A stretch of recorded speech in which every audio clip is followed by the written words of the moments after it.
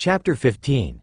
Blackened Heart. Akihabara had often been called Otaku Central by the people of Japan. Now that he'd seen it for himself, Naruto could understand why they referred to it as such. His eyes scanned the large buildings lined with posters of anime, video games and manga of every type, illuminated by many colorful lights. In front of shops were large displays of fictional characters, some he recognized and some he didn't. Walking along the street, he passed girls dressed as maids, catgirls and catgirl maids, all of them handing out flyers to passers-by. He accepted one with a polite smile when it was offered, even though he had no intention of actually visiting. Sitting on his shoulder, gripping his hair, Ophis wore a look of bland annoyance. "Why are we here?" she asked as Naruto meandered down the road, taking in the sights and sounds. "Because Rias will no doubt be mad at me when I return home," Naruto answered as if it was obvious. "I need to buy a gift to appease her, and Akihabara is the best place to buy it." His girlfriend was a major Japanophile. Ever since he'd learned of it and told her how cute he thought it was, she'd made it a point to enlighten him about her passion. They watched anime almost every night before going to bed. She had him play several of her visual novels, and even bought them a new game system to play the latest anime-based video games. Her favorite at the moment was a Gundam Warriors game that had come out recently. "Are you sure it's not just because you got lost and ended up here?" Naruto almost stumbled, but caught himself at the last moment. "Yugu, you don't have to put it like that, do you, Ophis-chan?" he whined. "I don't like it here," Ophis said, her voice bored, but containing a hint of annoyance. "It's too loud." "You think so?" Naruto's head swiveled around to take in the sights and sounds. "Rias would love it here. I kinda like it. It's lively and full of vigor. I would prefer just going back to my silence." "Do you really enjoy silence that much?" "Yes." Naruto frowned, but decided to withhold any comments he had until he got all of his shopping done. He checked several stores, looking for that perfect item to buy Rias. He was sure there would be something she'd like within one of the many shops. The problem with shopping in a place like Akihabara, Naruto soon realized, was that there were just too many options. Dozens, maybe even hundreds of stores lined the street, all of them selling hundreds of thousands of different types of otaku-related paraphernalia. There were so many options that Naruto simply couldn't figure out what to buy. It didn't help that he knew very little about otaku culture. He might like some of the anime that his girlfriend had introduced him to, but that didn't make him an expert by any stretch of the imagination. It took him a while, but Naruto eventually found a visual novel that he knew Rias didn't have. Fate, Hollow Ataraxia. A game she'd spoken of wanting to get after she completed the other visual novels in her collection. After buying the game and leaving one of the many stores, Naruto decided to find a quiet place where he and Ophis could talk some more. Sakura trees lined the walkway that cut through the park. He observed the many people surrounding them. Some walked down the paved walkway, while others lounged on the grass, a blanket spread underneath them. Couples cuddled together and children played games of tag, running through the trees as they chased each other to and fro. Naruto found a small vendor stand selling crepes and bought 2 of them before finding a place to sit. "Here you go." He handed Ophis a crepe filled with cream cheese and strawberries. She took the crepe and eyed it curiously, sniffing it several times, as if she'd never seen this type of food before. "What is this? I guess she hasn't had one before. Something tasty." Naruto took a bite out of his crepe, moaning in delight as the sugary sweetness hit his mouth. He blamed Kaneko for his new love of sweets. "You should try it." Ophis stared at her food some more before, ever so slowly, nibbling on the end. She paused after the first nibble, her eyes widening just a bit, before she took a larger bite out of it. Naruto chuckled. "I'm glad to see you like it." Ophis did not answer him at first, and Naruto was able to finish his entire crepe before she spoke. "It's strangely addictive," she confided before taking another bite. "I want to eat more, though I do not know why. As the Ouroboros dragon, I do not require human sustenance to exist. I have no need for things like food and water." Another bite. "Yet for some reason, the more I eat this, the more I want to continue eating." After tossing his paper in a trash can, Naruto placed a hand on Ophis' head and rubbed it. "Because it tastes good. You might be some kind of dragon god or whatever, but you still have all the things a regular human has in that form. You have taste buds and nerves, you can feel and see and smell. You might not be human, but that doesn't mean you can't do the things that humans do. I guess. Ophis finished off her crepe, and Naruto took the wrapper from her and threw it away. You know, Naruto leaned back on the bench, if you kicked out Great Red and returned to the void, you wouldn't be able to do stuff like this. Travel to new places and try new foods, or spend time with others and have fun. I do not need to spend time with others. Are you saying you don't like spending time with me? Ophis hesitated. I would not say that spending time with you is unpleasant, but the majority of people in this world annoy me. There is too much noise, too much humanity, for me to feel comfortable. Is that so? Naruto caressed one of Ophis' ears with his index finger, making the immortal dragon lean into his touch. I'm sorry to hear that. Not for the first time since meeting her, Naruto wondered why Ophis cared so much for the solitude that only the void could offer. Whatever it was, he had a feeling that not even Ophis herself knew the answer. Devil Ninja, the battle had taken a turn for the worst. Rias had been so sure of their victory. With Kiba's new sword and determination, two exorcists wielding holy swords, Kaniko's strength, Revel's fire, Akino's power, Asia's healing, the boosted gear and her own prodigious abilities, she had been certain they would attain victory. She was beginning to learn that in battle, true battle, victory was never a certainty, and that there was always a chance that it would be snatched from her grasp. They had started off with a spearhead formation. Kiba had led the charge, plowing sword first into the horde of soulbound armor. His blade sliced through not armor, but the chains keeping the soul attached to the armor. Every time his blade cut into an opponent, the armor would collapse into pieces, its form losing cohesiveness, scattering along the floor, as the soul enslaved to it was released. Irina and Xenovia had followed up, cutting into what Kiba missed, keeping the other enemies off Rias' Knight. Holy swords flashed and sliced their foes apart, splitting the armor and rendering them useless. Xenovia's Durandal was power incarnate, and when it struck something, whatever that something was would be destroyed, obliterated. Irina proved to be her diametric opposite, striking with precision and using her Excalibur mimic's holy power to cut through the weak points in the armor, the chinks that all armor possessed. Her precision was made even more deadly when her Excalibur would change forms, shifting from a sword into a whip and from a whip into a spear. It added an unpredictable quality to her fighting style that Rias felt Naruto would have appreciated. Kaniko and Akino had come in after, using their respective abilities to deal heavy damage by launching attacks through the gaps left in the armored warriors' formation. Lances of lightning had sliced through armor like a searing hot knife through soft ice cream, tearing apart armor like Guy Bulg piercing wet paper. Fists and feet had battered steel plating, each attack sending enemies flying into the others, their armor dented and, in some cases, blown apart by the force with which they were hit. Issei had proven to be the biggest surprise of all. He used the boosted gear's abilities to its full potential, enhancing his physical prowess to incredible levels. He had already promoted himself to queen, and so every time he boosted, his abilities and magical power skyrocketed. Issei's eyes had gleamed with the ferocity of a dragon as he stood by Asia, protecting her as she healed their wounds. He tore armor apart with his bare hands, obliterated opponents with miniature dragon-shot bullets at point blank. He had been like a whirlwind of mass destruction, a force of nature that few could compare to, a dragon. She had brought up the back. With her powers of destruction, she had sent attacks none of her peerage knew she possessed. Beams of darkness obliterated swaths of armored figures. Blades of pure destruction ripped through blessed steel with impunity. Tornadoes had formed around her hands, swirling masses of devastating demonic matter that, when released, destroyed more than just her foes. By this point, the church bore many holes in its structure and several walls had crumbled, unable to withstand the might of her attacks.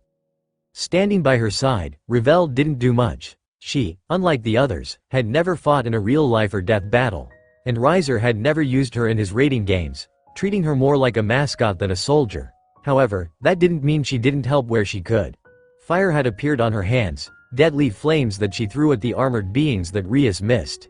It didn't do much, for the blessed armor protected the souls cast in steel from lesser attacks, but every little bit helped. They had been beating back their opponent. Their skill and powers combined had destroyed entire swaths of enemies like they were paper dolls sitting on a rich girl's shelf. She had thought it would be enough. I should have known better than to get my hopes up like that.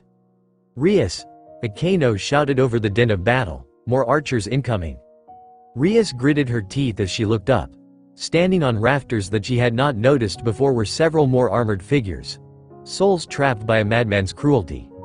They wielded crossbows, each one blessed, each one capable of inflicting great damage on her peerage. Kaneko, Kiba, Issei, protect Akeno and I while we deal with the archers. Her rook and her knight said nothing, but they acknowledged her words by moving to protect her. Kiba's sword was like a whirlwind, flashing in and out of existence, a blurring force that sliced through several foes in just as many seconds. By his side was Kaneko. What she lacked in speed, she more than made up for with raw power. Her fists crashed against her enemies like the fists of a titan. Any enemy that came to close was sent flying directly into the path of an attack aimed at one of them, effectively acting as a shield. Akeno darted into the air, her wings spread. Lightning lanced from her hands, bolts of powerful yellow energy that slammed into one of the archers, and then leapt to the next one and the next one and the next one. Very soon, several archers were lit up like celebration lights strung from a house, their steel plates smoking, sizzling, and ultimately, melting down into their base components when it was no longer capable of withstanding the power her queen had put into her attack. Rias held out a single hand, palm facing the ceiling, fingers curled. Along the tips of her fingers, 5 spheres of dark energy appeared, crackling as tendrils of arcane magics, as if the power wanted to escape from the tight balls it had been compressed into. With a swipe of her hand, those spheres turned into tiny beams of energy that impaled the archers, and then detonated inside of them, disintegrating their bodies so that not even ashes remained. More are coming from the left. Rias snarled as she twisted her head to see more enemies appearing, and not just archers this time. Figures clad in steel poured out of hidden passages that had been raised from the floor. They came in wielding axes and spears, halberds and glaives, tightly clutched in segmented gauntlets that clacked together, metal on metal. Their ironwrought helms gleamed with flashes of lightning, and the sparks of clashing blades reflected off the polished surface. She did what she could, launching more attacks into the rank of archers, but it mattered little, as the numbers were soon replaced. It seemed that, for every one enemy she killed, 3 more were there to replace it. Rias was beginning to regret coming here to confront the so-called genocide archbishop, face to face. There should have been a better way of doing this. A glance around revealed that they were all in dire straits. Zenobia and Irina had been separated from the group and were locked in combat with none other than Fried, the disgusting priest. He wasn't as skilled as they were, but he didn't need to be. He taunted them, mocked them, goaded them into attacking him, and whenever it seemed like he would be defeated, one of the armor-bound souls would step in, taking the hit meant for him so that he could continue playing his game. Zenobia and Irina were already suffering from a number of wounds. Blood leaked down their bare arms and legs. Irina's outfit was ripped and lacerations could be seen along her torso. Zenobia appeared to be in better shape, but not by much, and Rias could see how tired the blue-haired warrior was becoming. Wielding Durandal was taking its toll. Kiba and Kaneko fought side by side, but they were no longer with her or Akeno, which left them to fend for themselves. The pair fought back to back, but it was a losing battle. They were being encircled, enemies closing in from all sides, trapping them. Kiba's greatest asset, his vaunted speed, meant little if he had no room to maneuver around his opponents. Kaneko, being a rook, fared better than the knight, but even she could not fully block blessed weapons meant to damage devils, and it showed in the numerous cuts and burns littering her lithe body. Akeno, Asia and Issei had managed to stick together, and perhaps because of that, they looked the best out of her entire group, especially with Asia healing the other 2 whenever they were wounded. Akeno would blast enemies apart at range while Issei took them to town from close up. He slipped around his opponents in ways that were eerily reminiscent to Naruto. His movements were deceptive. What appeared to be a slide tackle might actually be him lining up for a dragon shot at point blank. A punch aimed at what seemed to be one of his foes was actually aimed at the ground, which split apart and caused his enemies to lose their balance, allowing him to tear them apart with his boosted gear. It was easy to see that Naruto's training had done wonders for the boy. I wish Naruto was here. This wouldn't be nearly as hard if he was. But he wasn't. Naruto was gone, doing whatever it was he felt needed to be done. She didn't necessarily know why Naruto had decided to let those 3 capture him, though she knew there must have been a reason. That didn't mean they wouldn't be having words when he came back home. Having been separated from everyone else, Rias was forced to fend for herself. A spear set to pierce her through the chest sliced the air with a shrill whistle. But she destroyed it by creating a quarter-dome shield of destructive energy. Spear met dome and melted as her power overloaded the blessings that gave the weapon its holy power. The dome then transformed into a spear of its own. Blackish red and crackling with demonic energy.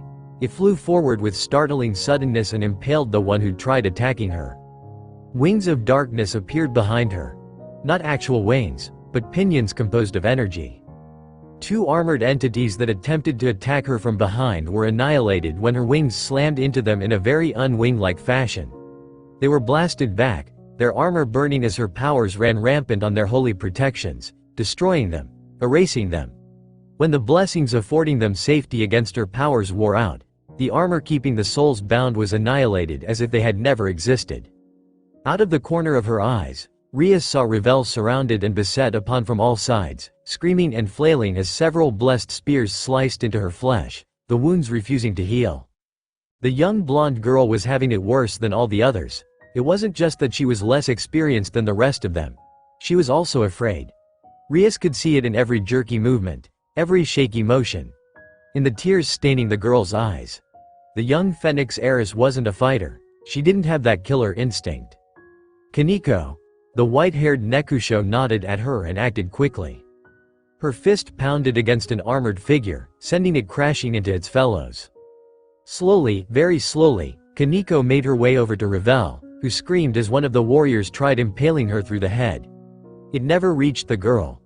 Rias sent a wave of her power of destruction at it, overloading the spear's blessing and melting the metal weapon into molten slag. Before the armor-clad soul had a chance to recover, she sent a single beam of condensed energy at it, and like a precision laser the energy sliced through its chest plate, carving it in half.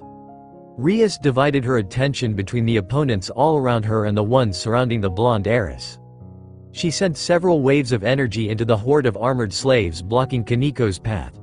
Most died outright when their blessings failed, unable to withstand the might of her power of destruction. Kaneko used the distraction Rias provided and moved to Revel's side, grabbing the girl by the back of her shirt and hauling her over to Kiba, where she and Rias Knight could better protect the heiress. More armored figures charged and more armored figures perished. Rias did not have Kiba's speed or Kaneko's strength, but that did not mean she knew nothing of hand-to-hand combat. Naruto had informed her that relying solely on her power was a mistake, and he had taken her to task much the same way he'd done with Issei. While she would never be a frontline fighter, she knew enough to get by, and when combined with her formidable powers of destruction, armored souls forced to do someone else's bidding were no match for her. Yet even thralls could defeat a superior foe if they had enough numbers, just like a tidal wave could wipe out a coastal city if it was large enough. And much like any tidal wave, the horde of armored slaves fell upon them, pushing Rias and the others back with nothing more than sheer numbers. Kiba was sporting bruises from armored fists. Kaneko bled from numerous wounds that burned her body with holy powers. Issei had bruises, cuts, contusions and a multitude of other injuries from having to protect Asia. Akano, having taken to the sky, had fared a bit better, but still suffered several wounds, her left arm bleeding from where it had been pierced with an arrow. Even Rias had a large gash across her left shoulder from a spear that had found its mark. A little ways off, Irina and Xenovia continued to battle Freed, and they were losing, badly. "What's the matter, little exorcists?" Freed taunted as he darted and wove between his own forces, using them to force the two into expending more energy than they could afford. "Has working with the devils made you weak? Perhaps God has abandoned you now that you've decided to throw your lot in with them?" "We haven't thrown our lot in with anyone," Xenovia snarled as Durandal made to slice Freed in half. It probably would have, too, had the psychotic exile not darted out of the way like a deranged monkey. Durandal crashed into the ground, splitting the floor apart with its power. Several suits of armor were destroyed, but the gap created was quickly filled by more armor. "Haven't thrown your lot in with anyone?" Freed's laugh was reminiscent of some of the worst psychopaths in history. "You're working with devils, my dear. Shitty-ass motherfucking devils. Are they not God's enemies? Are they not the ones God desires to smite more than any other? What do you call working with them if not throwing in your lot with the enemies of God?" "Shut up." Xenovia's attacks became increasingly reckless. Her swings, while still powerful, lacked the control they'd had before. They were more akin to vicious hacking than elegant swinging. Fried just laughed as he dodged around the attacks. Is that your best comeback? Shut up. You church types are so fucking lame. You cum dribbling cocksuckers. It's no wonder you're the weakest of the three factions. I bet the exorcists spend so much time sucking God's dick that they barely have any time to train. Zenovia's angry shout sounded more like the bestial roaring of an animal. Fried's psychotic laughter played a contrasting symphony as he dodged her initial attack and tried to strike her when she overextended herself. Only the timely arrival of Irina, who'd kept her head during the battle and ignored the taunting, saved Zenovia from being cut in twines. Fried snarled as his well-executed attack was foiled. Irina, her face grim and determined, unleashed a flurry of lightning-fast swings that forced the insane exiled exorcist to backpedal. Rias had no more time to focus on the problems of others when two armored figures charged her. One tried impaling her with its spear. The other attempted to bash her skull in. She allowed neither weapon to touch her. The first was outright destroyed by her power and the second she avoided entirely. Her hands then flashed out, fingernails covered in dark energy shaped like claws. They tore through the armor and continued on when she released the pent-up energy as a massive wave of dark crimson flames, decimating several more opponents behind the two. Rias, Akano descended from her perch and Rias saw the lacerations marring her skin, blood dripping down her arms and legs. We're being overwhelmed. We need to retreat. Akano was right. Rias knew she was right. They could not hope to defeat so many enemies, especially since it seemed as if this horde was endless. Already her peerage was exhausted and her allies on their last legs. If something wasn't done soon, they would die here. But what can we do? Ria's eyes scanned their surroundings. They were hemmed in, trapped. There was no way for them to escape at this point. They were also divided. Separated. Which meant they could be picked off one by one, and only the merits of their individual strengths had kept them from being exterminated. Individual strengths. Ria's eyes flew wide open as a plan formed within her mind. It was a stupid plan. Insane and asinine in every way possible. It was also stupid, insane and asinine enough to work, or so she hoped. Naruto would love it. Eyes. The young man who'd so valiantly fought to protect Asia looked up. I'm going to give you my power, I want you to boost it and launch it into the ground. It was a testament to his character that he didn't question her, merely responding with a, "Hi, bucko." Rias gathered as much of her power of destruction as she dared and hurled it at Issei, who raised his gauntlet and caught the power, trapping it within his boosted gear. Boost. Boost. Boost. Boost. Boost. Boost. Issei's gauntlet began to glow with bright fire. They were not real flames, but dark flames generated by her powers as the boosted gear enhanced it. Boost. Boost. Boost. Boost. Boost. Boost. Boost. Boost. Boost. Boost. Boost. Boost. Boost. Boost. Power erupted from Issei's body as the boosted gear continued boosting her powers of destruction. The floor he stood on cracked, abrasions spreading out from underneath his feet. His shirt tore as a fierce gale kicked up all around him, the remains flapping about erratically, showing the chiseled chest and stomach he gained from Naruto's training. Boost. Boost. Boost. Boost. Boost. Boost. Boost. Boost. Boost. Boost. Boost. Boost. Boost. Boost. Boost. Boost. Boost. Rias gritted her teeth as she struggled to remain standing. She'd known of the boosted gear's potential, but she never imagined it would be so vast. She could feel the power, her power, roiling off Issei like a typhoon, chaotic and destructive. It was unlike anything she had ever felt before. Boost. Boost. Boost. Boost. Boost. Boost. Boost. Boost. Boost. Boost. Boost. Boost. Boost. Boost. Boost. Boost. Boost. The others weren't faring as well as her. They might have been strong in their own right, but none of them had her power. As a high-class devil, she had more power than the others, and thus, an easier time remaining upright. Ravel was also a high-class devil, but she was still young. Even Akano had placed her hands on her knees to keep from falling as Issei's power skyrocketed. Boost. Boost. Boost. Boost. Boost. Over booster. With nothing more than a shout, Issei brought his gauntlet-covered fist down upon the floor. Everybody into the air. Rias shouted before unleashing her wings. She quickly grabbed the two exorcists by creating a whip out of her power of destruction, pulling them with her as she ascended into the air, her peerage following suit. Seconds later, the entire world was engulfed in red light. Devil Ninja. Rias had no idea Issei had that much power. Boosted gear was an incredible sacred gear. As one of the 13 Longinus, it had the ability to give its wielder enough power to kill even gods. Despite this, Issei had never displayed any significant boosts in power before. The moment Issei's gauntlet-covered fist crashed against the ground, a massive wave of pure destruction spread out from the point of impact. It surged across the floor, splitting cement, large cracks spreading along the ground in an upheaval of mass devastation. It swept through the ranks of armored figures, decimating them. Had living people been inside of that armor, they would not have even had time to scream before their bodies were completely annihilated. Floating above the chaos and destruction, Rias, Revel, Irina, Xenovia, and her peerage all watched as the massive pillar of what almost looked like crimson hellfire swept through the ranks. Armored warriors disappeared in the blink of an eye. Worn columns vanished as if they had never existed. The walls were unable to withstand the power smashing into them and blew out, causing the ceiling to collapse. Kaneko, Akeno, Hi, Bucko. The two girls shouted in unison as they worked to keep the ceiling from falling on their heads. Akeno blasting chunks apart with lightning while Kaneko destroyed them with fists and feet. By the time Issei's power ran its course, the once massive cathedral was in ruins. The teen who'd caused it all stood in the center of his own destruction, his breathing heavy, his pupils dilated.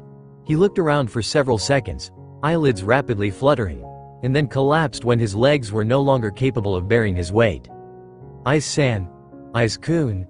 Rias descended back to earth, alighting to the ground and allowing Irina and Xenovia to stand on their own 2 feet. The uneven surface made them stumble a bit, especially as they seemed to be in shock from the power they had just witnessed Issei unleashing. I had no idea Aiz-kun was this strong? Irina gulped as she surveyed the destruction.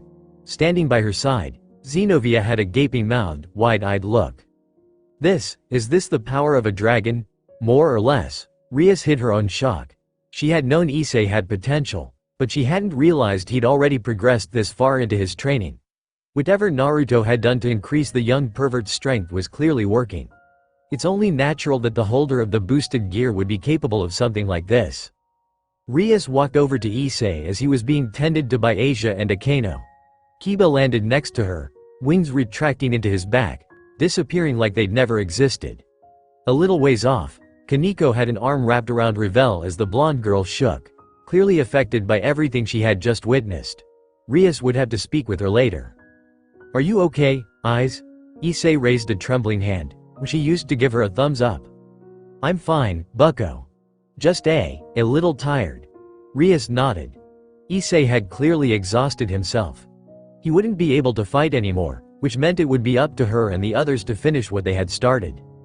Asia, Akeno, please take care of Aiz while the rest of us finish this. Of course, Bucko, Akeno answered while Asia used her twilight healing to heal some of the holy damage Issei had suffered during the battle. I can still fight. Issei tried to stand, only to fall flat on his backside. No, Rias shook her head, you're nearly dead on your feet. No more fighting for you. Asia, Akeno, please make sure Aiz doesn't try to follow us. Of course, Bucko. Akeno's eyes gleamed with sadistic glee as she smiled. I will make sure that Aiz-kun cannot go anywhere. Good. Revel. Rias gave the girl a kind smile. Why don't you stay here with Aiz, Asia and Akeno? Revel shook her head and grabbed onto Rias' shirt. What was that? I want to go with you. Rias closed her eyes for a second to contemplate the girl. Revel wasn't a fighter. She never would be, and Rias knew it had been a mistake to take her along, but she'd wanted to go and Rias was loath to stop her. Okay, she said at last, opening her eyes and giving Revel a stern look, but you stick by mine and Kaneko's side, alright? I don't want you getting separated from me. Revel didn't say anything, merely nodded and let go of her shirt. Alright. Breathing out deeply, Rias eyed her peerage and the 2 exorcists. Let's go. I want to get rid of Valpyr Galilei and return home as soon as possible. Everyone nodded. She could see they were tired, but like her, they also wanted to end this, to end the man who'd caused everyone here so much trouble and pain. She smiled at them, and together, they journeyed into the underbelly of their enemy's territory. Devil Ninja. No light shone in the darkened corridors they carefully tread through. The small orb of flame that Ravel had conjured barely lit the area 3 feet in front of them. Yet still they traveled through darkness, their footsteps echoing along the ominous tunnel. "Did Valpier really go down this way?" asked Kiba, warily eyeing the cracked walls showing their age. "Yes," Xenovia grunted, "I saw him retreat once the fighting started. This is the only way he could have gone." "There are only 2 exits in this place," Irina supplied helpfully. "The front entrance and the emergency escape located underneath the catacombs." "Catacombs?" Rias glanced at the generally cheerful exorcist. Irina nodded, the fused Excalibur swinging back and forth in her left hand. "There are catacombs down here, though they were all cleared out years ago when the cathedral was abandoned. Now it's just a dusty old tomb with no bodies." It didn't take much time before they reached an immense gate, bronze-plated and massive. They converged on it, stopping only long enough for it to open before walking through and entering a large antechamber. It was similar to the first one they had been in, the one above. Ornamented balconies hung along the walls, decrepit and aging. Some lay broken on the ground, nothing but piles of rubble. The light from torches arrayed around the room cast flickering shadows that moved as if they were alive. "I am surprised you've made it this far. Truly, you devils are a stubborn and annoying bunch." The group stopped and looked up. Standing on a balcony and looking down at them in bemused exasperation was Valpier Galilei. He wasn't alone, they soon realized. Lining every balcony were more armored warriors, however, these ones were different. They carried not crossbows or spears, but guns. Valpier Galilei. Kiba's roar was accompanied by the projection of several dozen swords, all of which erupted from the ground and tried to spear the man before he could blink. The air shimmered and the swords shattered against what Rias recognized as a barrier. Holy white energy crackled as it withstood the might of several dozen demonic swords bashing into it, attempting to pierce it. Behind the barrier, Valpier Galilei nodded to himself, seemingly pleased. "It is good to see that my barrier works as it should. I had been uncertain if it would work or not, as I've never had a chance to test it before now. I thank you for the opportunity." Kiba gritted his teeth, eyes narrowed and lips peeled back in a snarl of hatred. Rias actually grew worried that he might forget himself and charge up there to try and slay the man with his bare hands. I'm going to kill you for what you've done to my friends." "Are you now?" A bemused smile appeared on Valper's face, as if Kiba was a puzzle he needed to solve. "And what makes you think you can kill me? A failed experiment. There is no way you can touch me, much less kill me. Failures such as yourself will never reach the heights that I have attained." Rias clenched her hands into fists until her knuckles turned white. The insults this man was spewing at her night were like a personal insult to herself. "I remember you, Valper's words caused Kiba's eyes to widen. "Oh, yes. Swordbirth. I remember you very well. You were special among my stock. You had potential, so much potential. That was why I planned on using you last. Our procedures were quite crude starting out, so we had to refine and revise the process numerous times. It wouldn't do if our prized material was used first and we ended up wasting all that potential." Potential, Kiba nearly choked. "You did all that, killed my friends, to experiment on me?" "We would have experiment on them anyway," Valpier said, as if that would reassure the young devil, who looked like something had impaled him through the stomach. "But, yes, I suppose you could say that you are, indeed, the cause for their suffering. Our plan, you see, was to gather all of the material we could, to revise and refine our research until it was nearly flawless, before experimenting on you. You're a monster." Irina covered her mouth with a hand, tears pricking at her eyes. How could anyone who was once a member of the church be so evil? Valpier looked greatly amused. "Evil. Now that, my dear girl, is a very subjective term. To the people who are hurt by me, the people who are not on my side, I am evil. However, to the people who appreciate my work, who enjoy the benefits to be reaped from what I can do, I am quite good." His lips peeled back into a grin. "You can even go so far as to say that for those people who benefit from what I can do, I am a saint." "You are no saint," Xenovia all but snarled, "you're a monster." A monster, am I? Valpier shook his head. You know so little, child. You call me a monster, but you do not truly understand what that word means. Your perceptions are clouded by the vaunted ideals of the church. You see everything through their tinted windows. I, too, was once like that, so I guess I can understand to some degree or another, but it is rather vexing to be called a monster by a girl who has sided with true monsters. Rias, Kiba and Kaneko gritted their teeth at the pointed insult, while Revel shook by Ria's side, her eyes wide and her face pale. Now then, I suppose we must end this little game, yes? The man continued, his voice almost conversational, as if he wasn't intent on ending their lives. I do not particularly enjoy guns. Bullets are simply too small for them to be very effective, and they lack the circumference necessary to properly enchant them with holy power. At the same time, they allow for a much higher firing rate and, if enough bullets penetrate the target, they can even take down a high-class devil such as yourself, Rias Grimoire. Rias studied the room, her eyes flickering back and forth. There had to be something she could do, something that could get them out of this. What was it Naruto told her when they trained together? Something about looking underneath the underneath? No, he had said that, but that wouldn't help in this situation. Where there's a will there's a way. Maybe, but that wasn't quite what she was trying to recall either. You need to study your surroundings more carefully, Rias. I beat you this time because you hadn't realized that the tree behind you was weak and rotting and had several metal wires wrapped around it. Had you noticed that, you may not have been beaten so easily. Remember this. Everything can be used as a weapon, not just yourself, but also your surroundings. Yes, that was it. Everything was a weapon. If she could find a weak point in the structure, maybe cause the roof or something to collapse on Valpier, then perhaps she could defeat him. I need to stall for time. Do you honestly think I'm going to let you get away with this? Rias asked, her eyes narrowed. Valpier spread his arms wide, as if to embrace the entire interior in a hug. My dear, I expect nothing. You have already been defeated, or have you not noticed that? You and your forces are exhausted, while I still have plenty of my creations to throw at you. You and the others are injured, while my creations feel no pain. There is nothing you can do. Your defeat at my hands has already been assured. While Valpier spoke, Rias surveyed her surroundings with a critical eye. Many of the balconies were old and didn't seem very stable. More than likely they were on the verge of collapse and would probably go down with one solid hit. The problem was that she didn't know if that barrier extended to everywhere, or if it was just protecting Galilei.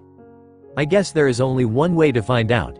Kiba, Kaneko, Rias whispered out of the corner of her mouth. Do you two think you can destroy the balconies on your side?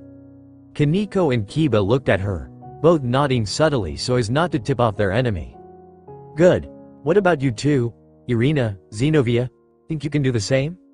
The two exorcists held a quick conversation through eye contact. Irina then looked at Rias, nodding ever so slightly. Rias sighed in relief, and the look down at Revel, who stared up at her expectantly, even as her legs shook. Revel, when I give the signal, I want you to launch your strongest fire attack at the ceiling above Valper's head, okay? Alright. It is not a question of whether you will let me do anything, Galilei concluded, and Rias turned her attention back to the man. The only reason you are alive right now is because I have deigned not to kill you yet. Then why haven't you? Rias glared when Valpier chuckled. Call it the eccentricities of an old man. You have all been very amusing. Indeed, I have not been this entertained in a long time. Watching you all struggle so hard against the inevitable has been a great way to pass the time. His smile widened. But now I feel that time is at an end. As fun as playing with you is, my master needs you gone. Valpier Galilei raised a hand and the armored figures all raised their weapons. The others tensed as Rias glared up at Valpier, worrying herself into a tizzy. What if her plan didn't work? Would she be able to protect her peerage, her family? Who was this master that Valpier spoke of? Who could possibly control a man this mad? So many questions, so many worries, all of which she shunted to the side so that she could prepare herself. Rias counted down in her head, waiting until Galilei's arm began to descend. Now, it happened all at once. All of them attacked. 100 blades shot from the ground, crashing into several balconies on their left-hand side, destroying them and causing the armored figures standing on them to fall. A large chunk of stone was ripped from the ground by Kaneko and tossed onto a balcony, crushing the figures within. Xenovia and Irina attacked in unison. Durandal struck the ground to cataclysmic effect, the earth splitting like the parting of the Red Sea, traveling to and up the wall where it destroyed several balconies. At that same time, Excalibur Mimic transformed into a razor-sharp whip that sliced through 6 balconies like butter, sending the figures standing upon it crashing to the ground. Revel! Rias raised her hand, destruction gathering around her palm. At the same time, flames burst from behind Revel's back. Together, the two launched their simultaneous attacks, which combined in front of them to create an inferno of destruction that roared with power. "That won't work against my barrier," Galilei started to shout, until he realized that he wasn't their target. What? The roaring, crackling fire filled with destructive demonic energy slammed into the ceiling above Galilei, detonating with incredible force.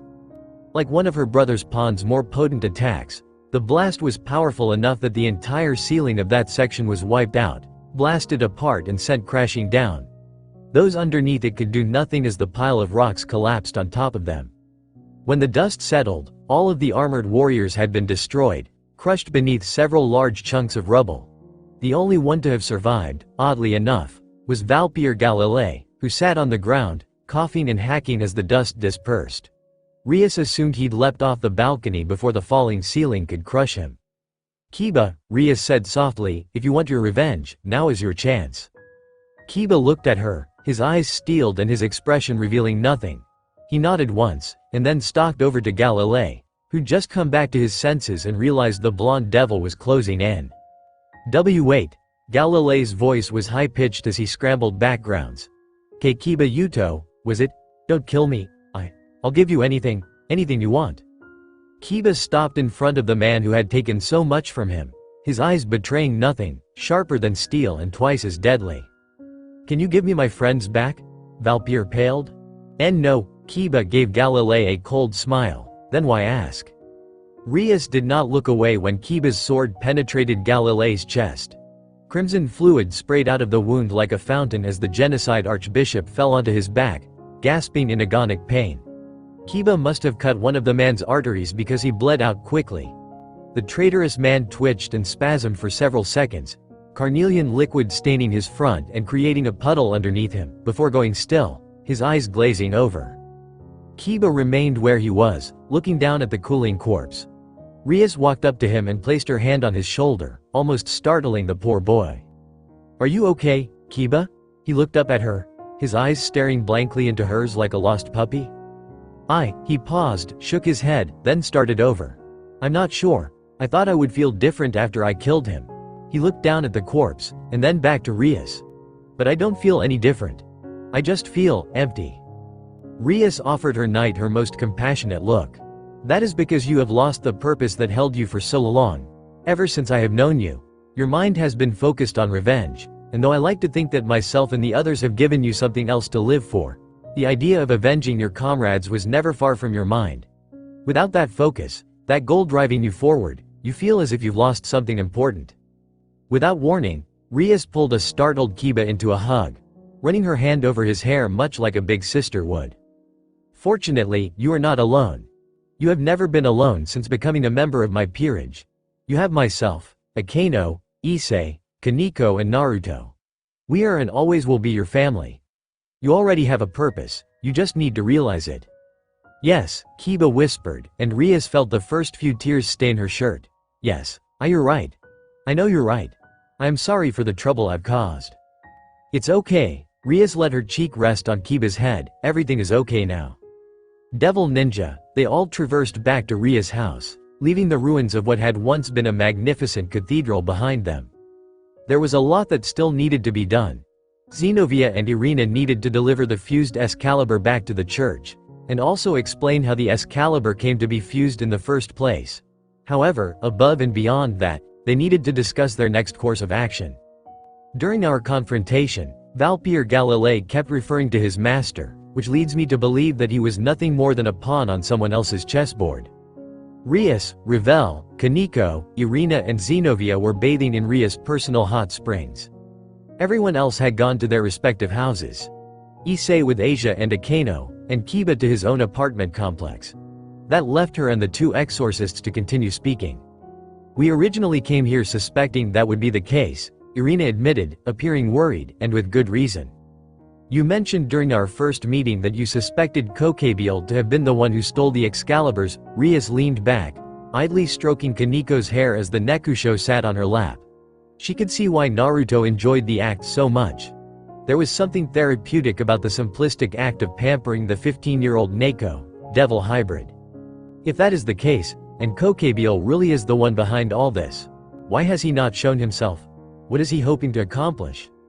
We believe that Kokabiel means to renew hostilities between the three factions, Irina told Rias, who felt as if someone had just jabbed her in the gut by the revelation. We're almost positive that's why he stole the Excaliburs, to invoke the church's wrath and maybe start fighting against the devils again. It's why the church only sent the two of us to retrieve them. No one wants to restart the war, and we knew that sending in an army of exorcists would have been taken as a sign of aggression. Rias nodded her understanding. That makes sense. My brother once told me that Kokabiel is a very bloodthirsty fallen angel. He said that during the war, Kokabiel was one of those fallen angels who disagreed with the ceasefire and wanted to continue fighting. These centuries of peace must have been grating on him. It only makes sense that he would try to renew hostilities. The more Rias thought about it, the more it made sense. It also means he has likely selected Kuo as his battleground. Her eyes narrowed. With Sona and I here, two sisters of the Mao are present, and if something were to happen to us, then it's almost a guarantee that war would erupt again. That's what we were thinking, too, Zenobia said at last. The death of you or Leviathan's sister at the hands of Excalibur would have restarted the war, and we would have played right into his hands. Rias scowled at the thought of Kokabiel and his plan. There were a few warmongers in the underworld on the devil's side as well. People who hadn't sided with the old Satan faction but still believed they shouldn't have given up so easily. They gave her brother numerous headaches, and she detested those people for wanting to restart something that would cause all sides to spill more blood. I'll speak with Sona tomorrow, Rias determined. I highly doubt Kokabiel is just going to quietly go underground now that his plan has failed, not after he put so much effort into stealing the Excaliburs. She looked at the two exorcists. What do you two plan on doing now? Irina and Zenobia looked at each other, sharing in a silent conversation. We need to get the Excaliburs back to the church, Irina told Rias, but Zenobia and I agree that we can't leave just yet, knowing that the person responsible for all this is still out there. Some of our friends were guarding those Excaliburs when they were stolen, and to let their killer go unpunished is something we can't accept. We also need to find Fried, Zenobia added. We couldn't do anything because of the Security's attack, but he managed to escape by using those armored souls as cover. Rias looked at the two hopefully. Does this mean you're willing to help us out? While Zenobia crossed her arms and tried to look nonchalant, Irina smiled. Yes, for now at least, you can count on us to help deal with this problem. Thank you. Rias felt herself relax. It wasn't much, but their help would at least give her a little more leeway in which to plan for Kokabiel's eventual assault. Devil Ninja. Rias knocked on the door to Revel's room. Come in, a soft voice called from behind the door. Rias entered the room to find Revel sitting on her bed, knees drawn up to her chest, arms wrapped around them. The blonde Phoenix heiress eyes stared blankly at the wall, but she could see the barely contained emotions within them. She walked further into the room, noting the girlish touches that had not been present before. Revel's bedroom was predominantly pink. The walls, floor and ceiling were all a light pink. So too were the furnishing. The bed and dresser. The nightstand. Even the desk sitting by the window was pink, though a darker shade than the walls. Rias-sama, Revel's tone was polite but masked. Yet even masked as it was, Rias could hear the tremor in it. Smiling gently, Rias sat herself down on the bed. Revel, I was wondering if you wanted to talk about what happened tonight. Revel was quiet for a moment. Rias waited patiently, knowing better than to interrupt. I always used to think myself powerful, her voice was still soft. I used to think that I knew what battle was, that I understood combat. Yet tonight, that battle in the cathedral, it was so different than the raiding games I am used to. It was fast-paced and furious, with spells flying everywhere and people actually trying to kill us, and it hurt. Revel finally looked Rias in the eye, tears gathering. It really hurt. Those weapons they used were so painful. I know that we're weak against holy powers, but I never realized it would hurt so much, and they wouldn't heal. No matter how much I tried to make them heal, they wouldn't, and I was so frightened, so scared, I thought I was going to die. Rias drew Ravel into a hug as the girl began to sob. She soothed the young heiress by tenderly running fingers through her hair. "I'm sorry you went through that," Rias whispered in melancholy. "You're a great strategist, but you're not really a frontline fighter. I shouldn't have allowed you to come with us." "No," Ravel croaked. "I wanted to go with you. I don't want to be useless. I want to prove that I'm capable, that I can be strong." "So you can prove yourself to Naruto?" Ravel stiffened in her arms, causing Rias to chuckle. "You want to show me that you can be useful to Naruto so that when he begins searching for peerage members of his own, you can join him as his bishop." "No, that isn't. There's no need to try and hide it," Rias admonished. "I know the real reason you came to the human world, and I know that it wasn't so you could learn from me. You want to be with Naruto." Ravel was quiet for a moment. "I don't plan on taking him away from you," she whispered softly. "I know how much he means to you, and I know how much you mean to him." Rias was silent. Ravel lifted her head. "I don't mind being his mistress. I don't even mind if he just sees me as his bishop. I just want to be close to him. Please don't send me away. That's all I ask for." Were Rias anyone else, she would have probably done just that. Send this girl as far from Naruto as she could. Rid herself of someone who wanted her boyfriend's affection. But was not how Rias did things. She wasn't cold-hearted and never had been. The idea of sending this girl away for such a petty reason repulsed her. "I will not send you away for something like this." Ravel's relief was palpable.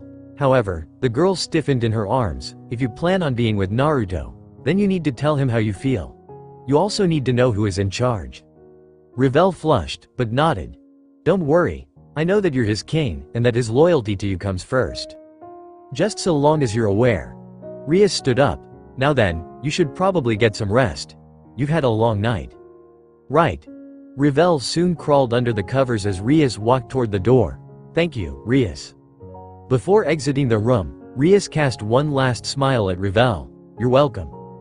Devil Ninja, Naruto walked through the downtrodden streets of a city, passing by stores and restaurants. They were no longer in Akihabara.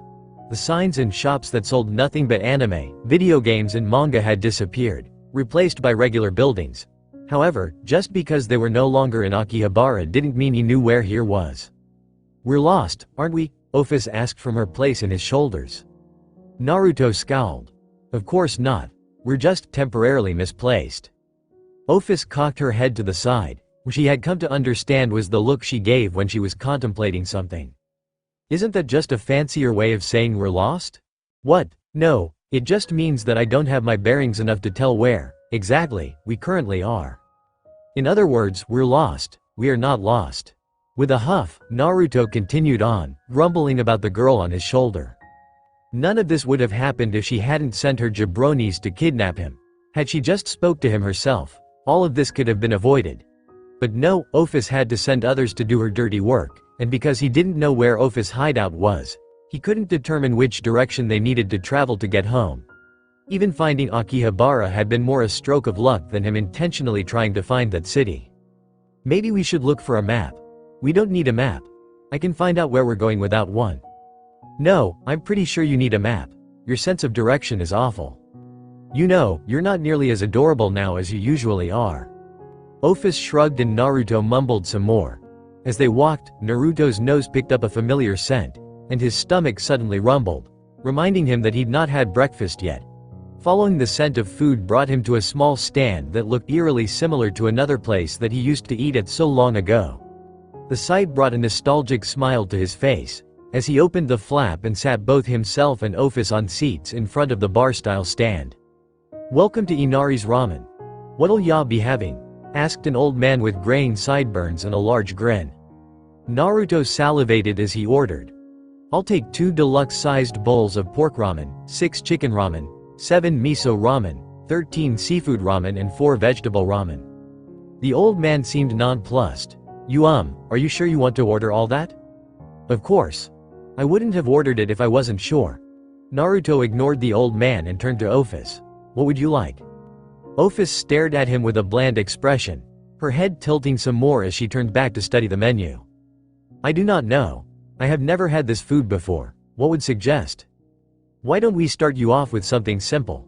We'll get you a miso ramen, and if you're still hungry, we'll order something else. Office contemplated this for a moment, then nodded. Very well. Grinning, Naruto turned back to the old man. You heard the little lady. Although the man seemed ready to have a heart attack, he snapped out of his stupor and addressed them quickly. Right. I'll get started on your order right away.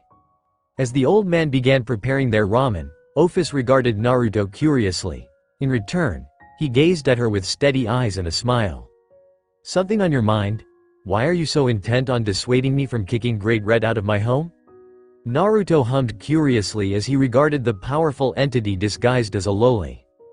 It's because of your eyes. Office raised a single hand to her face, fingers gently touching her cheek underneath her left eye. My eyes? Naruto turned back to the bar as the old man served up his first bowl of ramen. It's often been said that when you look into a person's eyes, you can see what kind of person they are. Are they a happy person or a sad person? Did they have a hard life or were they born to a life of privilege? While I don't claim to be an expert on this stuff, I like to think I'm pretty good at determining what kind of person someone is by looking into their eyes. I see. Office paused when her own bowl of food came up. After taking a bite, her eyes widened slightly and she began eating at a quicker pace. She finished eating the entire bowl in less than a minute, then looked up at Naruto, who interpreted the look and, with a grin, turned to the old man behind the counter. Hey, old man. Get a second bowl for my friend here. Make it chicken this time. Coming right up. As the old man started cooking again, Office turned and restarted her conversation with Naruto. What do you see when you look into my eyes? Naruto frowned at her. Nothing at all, and that's the problem. When I look into your eyes, all I see is emptiness, a void in which nothing exists. It's like you're just existing, a mere object going through life without actually being alive. I don't like it. I don't like how dead your eyes look.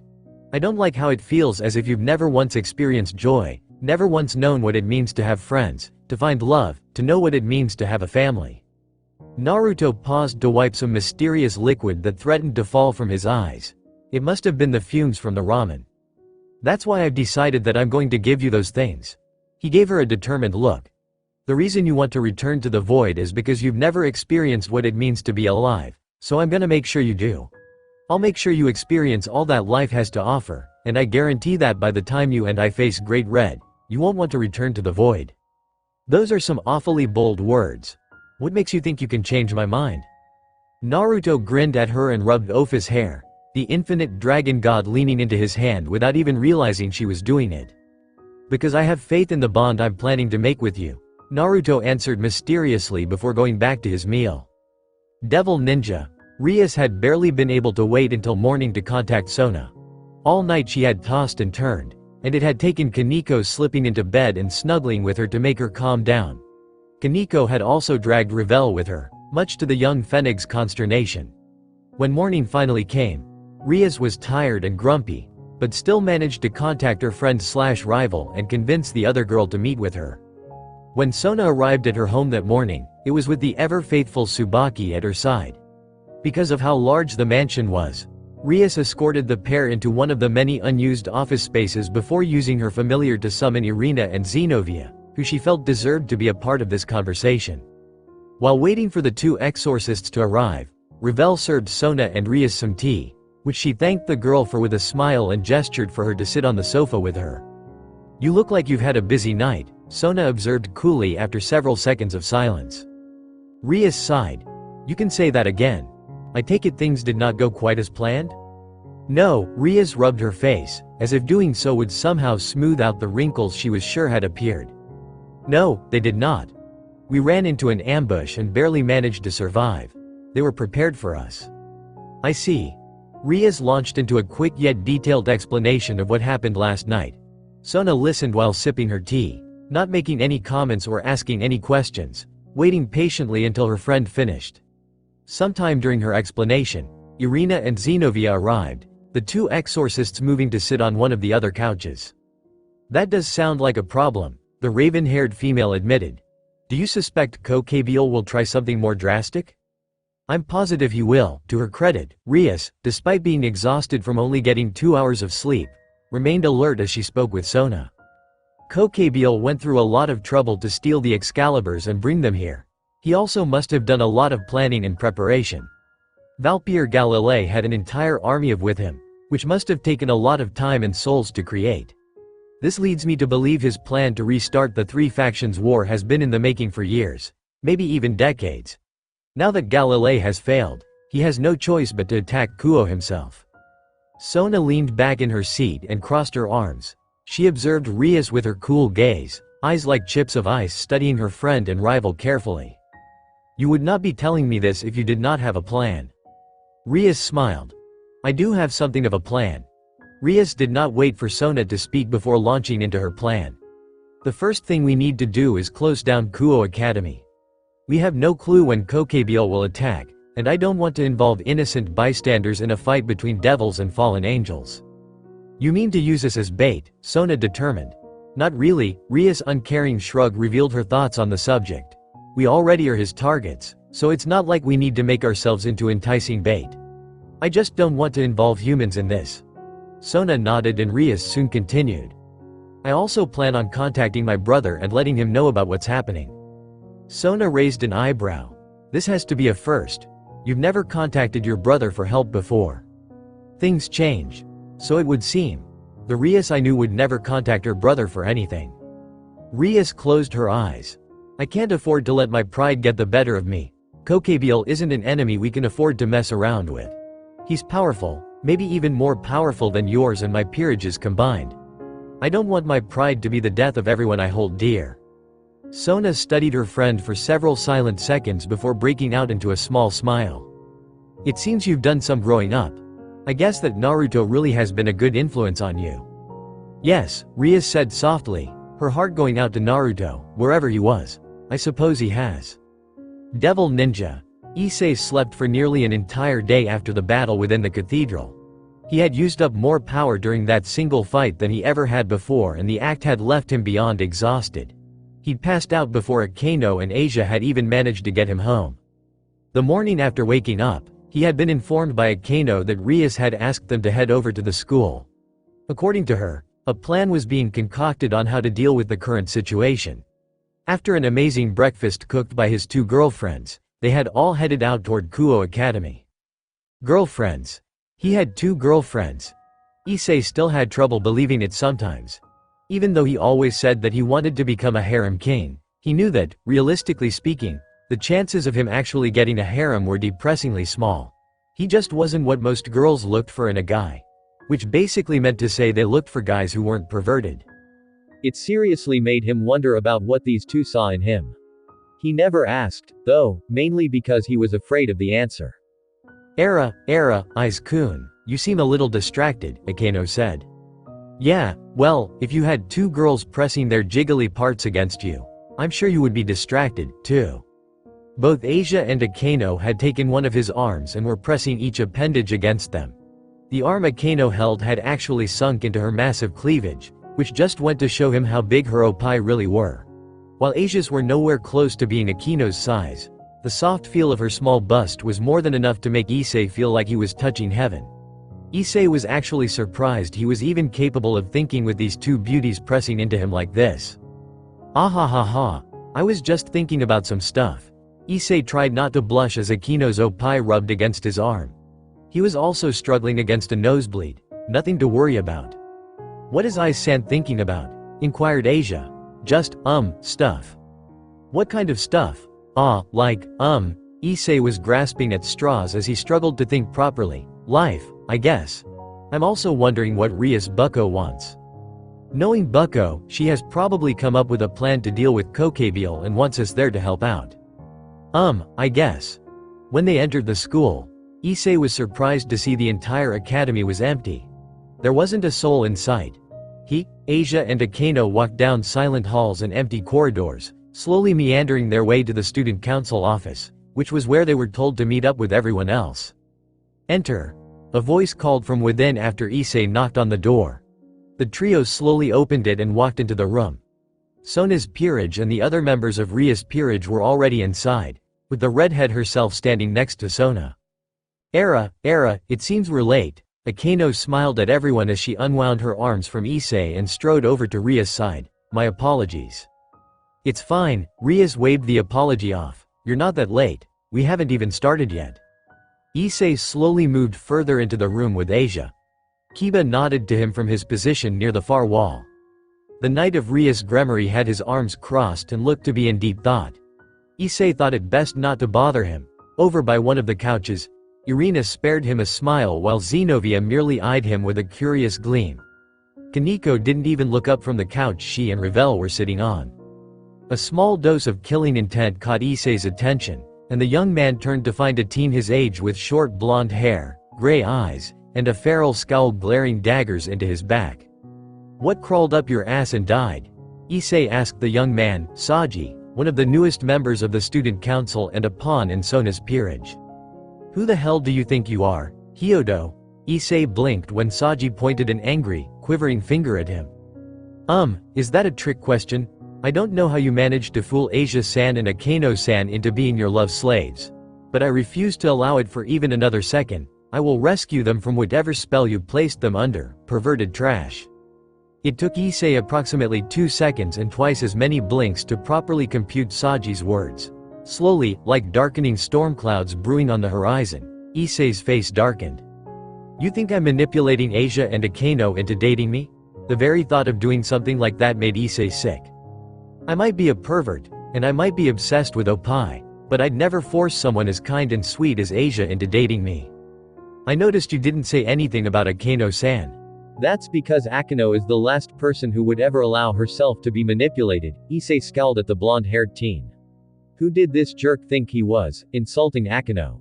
She's one of the strongest people I know, and I know that if anyone ever tried forcing her to do something she didn't want to, she'd fry them before they had a chance to regret it.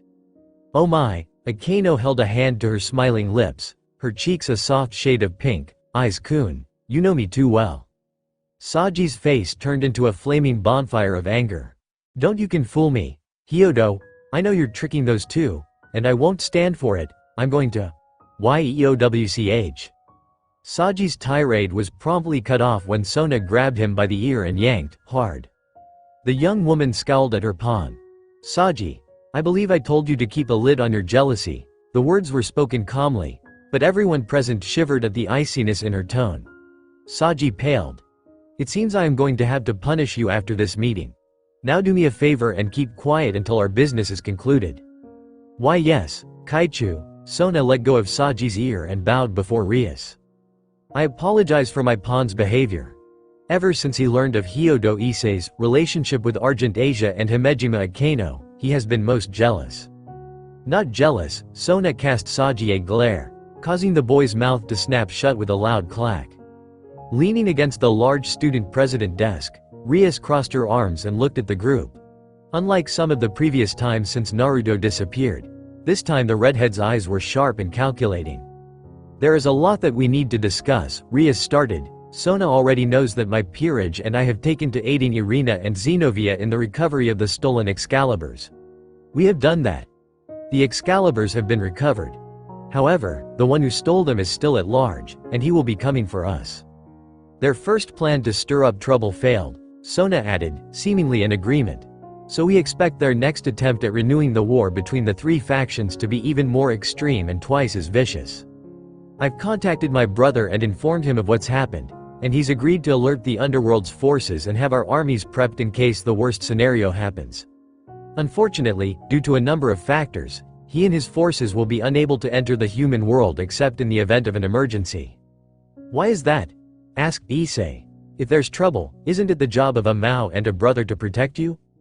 It is precisely because my brother is a Mao that he cannot afford to be seen moving recklessly, Rias informed her pawn, who only cast her a confused glance. My brother is a powerful entity in his own right. If he came to the human world, it could be seen as an act of aggression by the forces of heaven and the Grigori, which might be the spark to start the war. That is something we want to avoid. Rias paused long enough to grimace. There is also the fact that I am his little sister. We have no real evidence that the stolen Excaliburs isn't an isolated incident that's already been resolved. If he were to move on my word alone, other nobles who dislike my brother's reign would see it as a sign of favoritism, and use it to weaken his position. Zenobia scoffed distastefully. Politics have no place in a crisis. No, they do not. Ria's tight smile showed her agreement. But that is how things work. Have you informed the church of what's happened? We have. Irina stepped forward, and they said they want us to return. Her smile, normally so cheerful, looked just a tad bitter. We told them about what's happening here, but it seems they don't want us getting involved in a conflict they have nothing to do with, ignoring the fact that we became involved the moment the Excaliburs were stolen from us. Sounds like you've got your own political troubles. Ria seemed somehow both amused and resigned. I guess no matter what your affiliation is, political dealings and the problems associated with them will always rear their ugly heads. So, the church is having some internal struggles, Sona commented. You are correct. The church is a lot more divided on most matters than they would like everyone else to believe, Zenobia sighed, shoulders slumping. There are a number of factions within the church, and each one will more often than not have their own agenda that doesn't align with those of the other factions. That is the unfortunate nature of all organizations. Politics mirrored in faith are even more ruthless than the kind found in governments around the world. I don't think it's as bad as Zenobia says. Irina tried to remain upbeat. There are a lot of good people within the church, who want to do good things.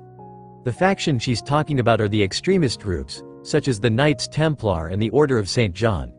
However, they are a very small group and do not have much power in the grand scheme of things.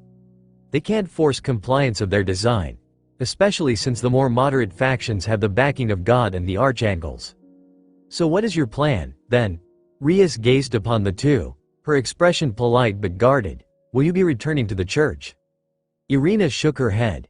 Zenobia and I have talked this over and decided that, until the one responsible for all this is defeated, we won't return. Kokebiel is a threat to all of us, and if we don't deal with him now, then there is a strong possibility that he will attempt to do something like this again. I'm glad to hear that. Rias shifted, the tenseness in her shoulders relaxing, as if a great weight had been lifted from them. We're going to need all the help we can get.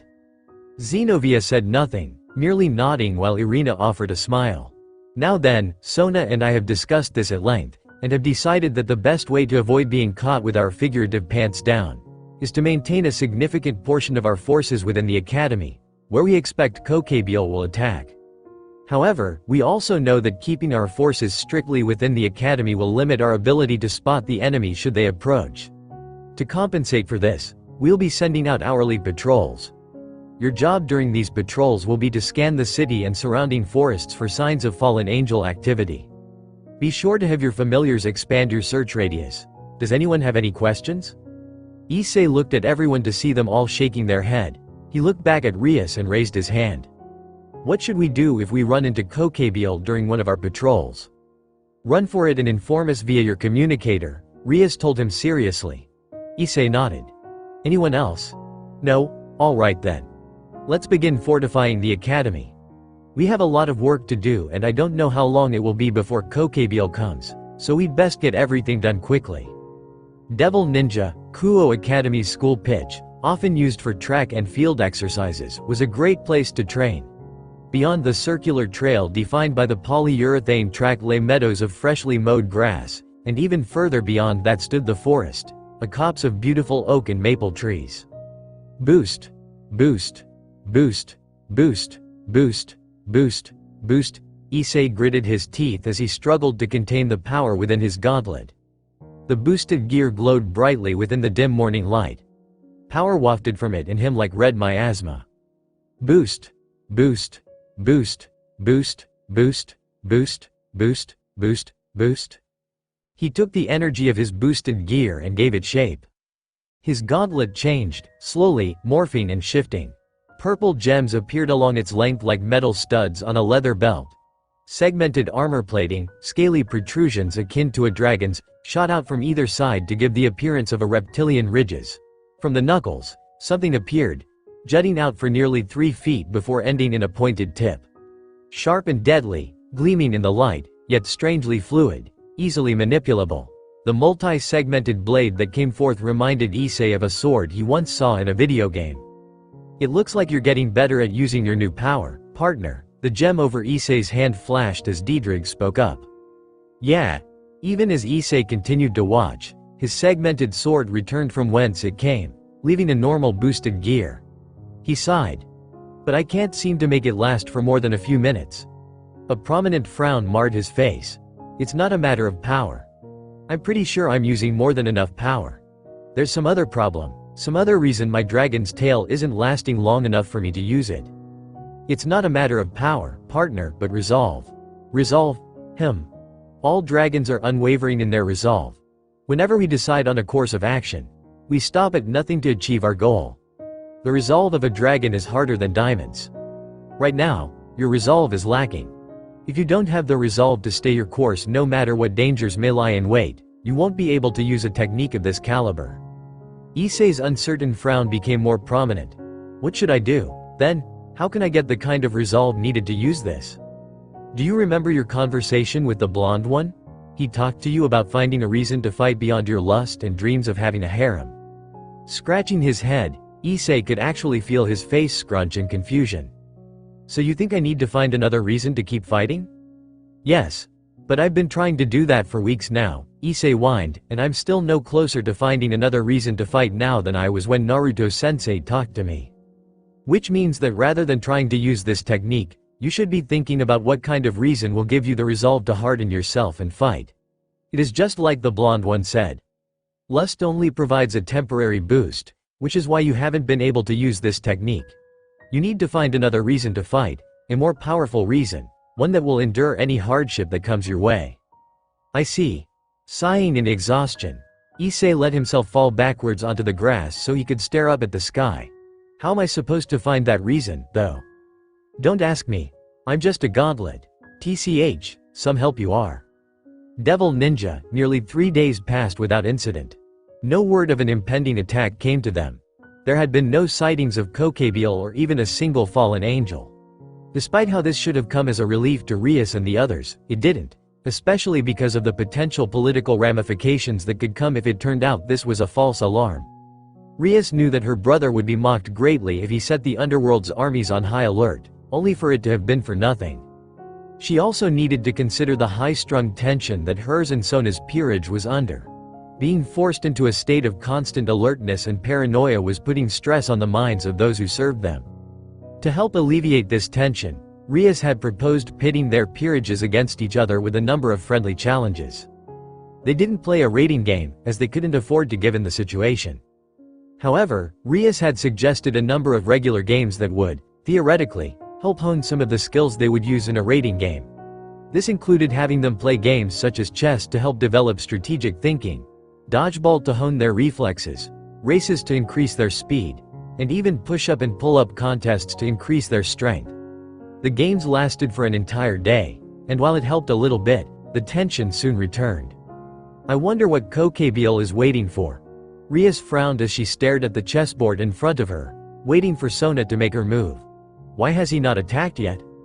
He could be waiting for us to drop our guard, Sona suggested as she moved her rook to block Ria's queen. Or, he could be waiting to make us nervous, tense and agitated. It is a standard tactic to use in this situation. Hold off on attacking until your enemy is ready to go insane with paranoia and irritation, and then attack when they're no longer thinking clearly. Check. Rias clicked her tongue as she analyzed her options. One of Sona's knights had checked her king. She could move her queen to take out the knight, but that would mean sacrificing one of her rooks. After a moment's thought, she moved her remaining knight and used it to take out Sona's knight. If that really is his plan, then I must say it's working. Even I'm beginning to feel irritated with all this waiting, and I know the others are feeling pretty high-strung as well. Issei and Saji almost got into a fight the other day. Those two, I swear they're cut from the same cloth, no matter what Saji says. Sona sighed as she moved one of her pawns, which Rias quickly took, only for the redhead to realize she'd been led into a trap. Her queen had extended too far into enemy territory and left her king undefended. Check. TCH, Rias studied her options. Her queen hadn't been taken yet, but it was surrounded.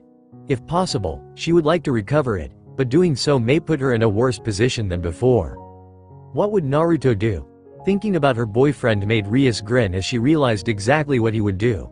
Chuckling to herself, she moved one of her pawns, causing Sona to raise an eyebrow before she moved a pawn to match Rias' maneuver. Her grin slowly widening, Rias began moving more pieces at random, with seemingly no rhyme or reason that Sona could discern. She had to admit, Watching her friend/rival's face become increasingly more confused was fun. "You are making some highly unorthodox maneuvers, Rias." Rias smiled sweetly at Sona. "Am I?" Sona deadpanned. "Yes, you are." The game continued and Rias managed to claim one of Sona's knights, both of her rooks, all of her pawns, and one of her bishops. In return, she lost her queen, 4 pawns and both of her rooks. Grinning as she saw what her unusual tactics had done, Rias finally made her next move and leaned back, satisfied. And that's checkmate. Sona needed several moments of blank staring to realize that, indeed, Rias had managed to checkmate her. Her king was being harassed by 2 pawns, one of which had been promoted to a queen and the other a rook. A bishop had her in check and, unfortunately, because of the 2 promoted pieces, if she moved out of the bishop's path, either the queen or the rook would get her. "It seems I lost." Sona leaned back. "I concede defeat." Joy sang within Ria's soul as she realized she'd finally beaten her longtime rival at the one game she had never defeated Sona in. The raven-haired sister of Leviathan gazed at her friend, eyes gleaming curiously. "I must say, I was impressed by the strategy you used." Rias blinked. "Strategy? Yes," Sona nodded. "Your tactics at leading me into a trap by making me think you were randomly moving your pieces with no purpose was truly inspired. I've never seen a strategy quite like it." Rias decided not tell Sona that she had been moving her pieces at random. There was no need to let her friend know that she hadn't planned any of her moves in advance, and had merely been playing like she thought Naruto would. "Issei and Akano should be getting back from patrol soon." Rias changed the subject. Sona nodded. "In which case, we should." Sona never got to finish her sentence. Because at that moment, a bright light pierced the building like a spear falling from the heavens, and their entire world went white. Devil Ninja. A figure floated above Kuo Academy. Elaborate robes darker than midnight adorned its frame. Gooden pauldrons contrasted sharply with the darkness of its clothing, as if to symbolize that it had once been a being of light and purity, the last vestige of its former life. 5 pairs of feathered wings stretched out of its back, black like the wings of a crow. It gazed down at the institute that had been devastated by its initial attack. There was a giant hole in the ceiling, the edges burnt and black, smoke rising as if it had been attacked by a dragon's breath. Its lips stretched into a facsimile of a smile, too wide and too long to resemble a human smile. Sharp fangs gave its monstrous visage an even more vicious look. With it were more figures. Dozens. Hundreds.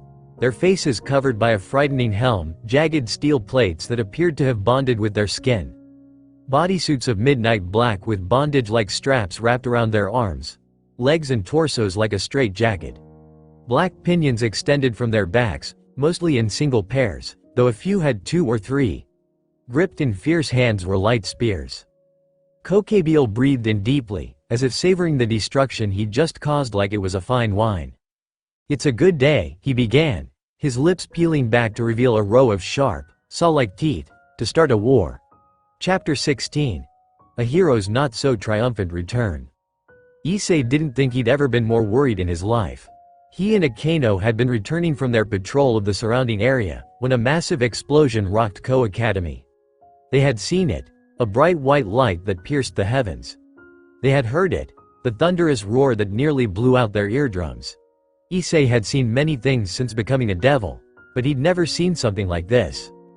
Ice-kun, Akano shook Issei out of his dumbfounded state. He turned to her, his eyes nearly bulging from their sockets. She mirrored his look. Unlike him, however, she could still act. "We need to go, now." Issei took a nearly hyperventilating breath, gathering what wits he could. "All right." Together, the two set off toward Ko Academy.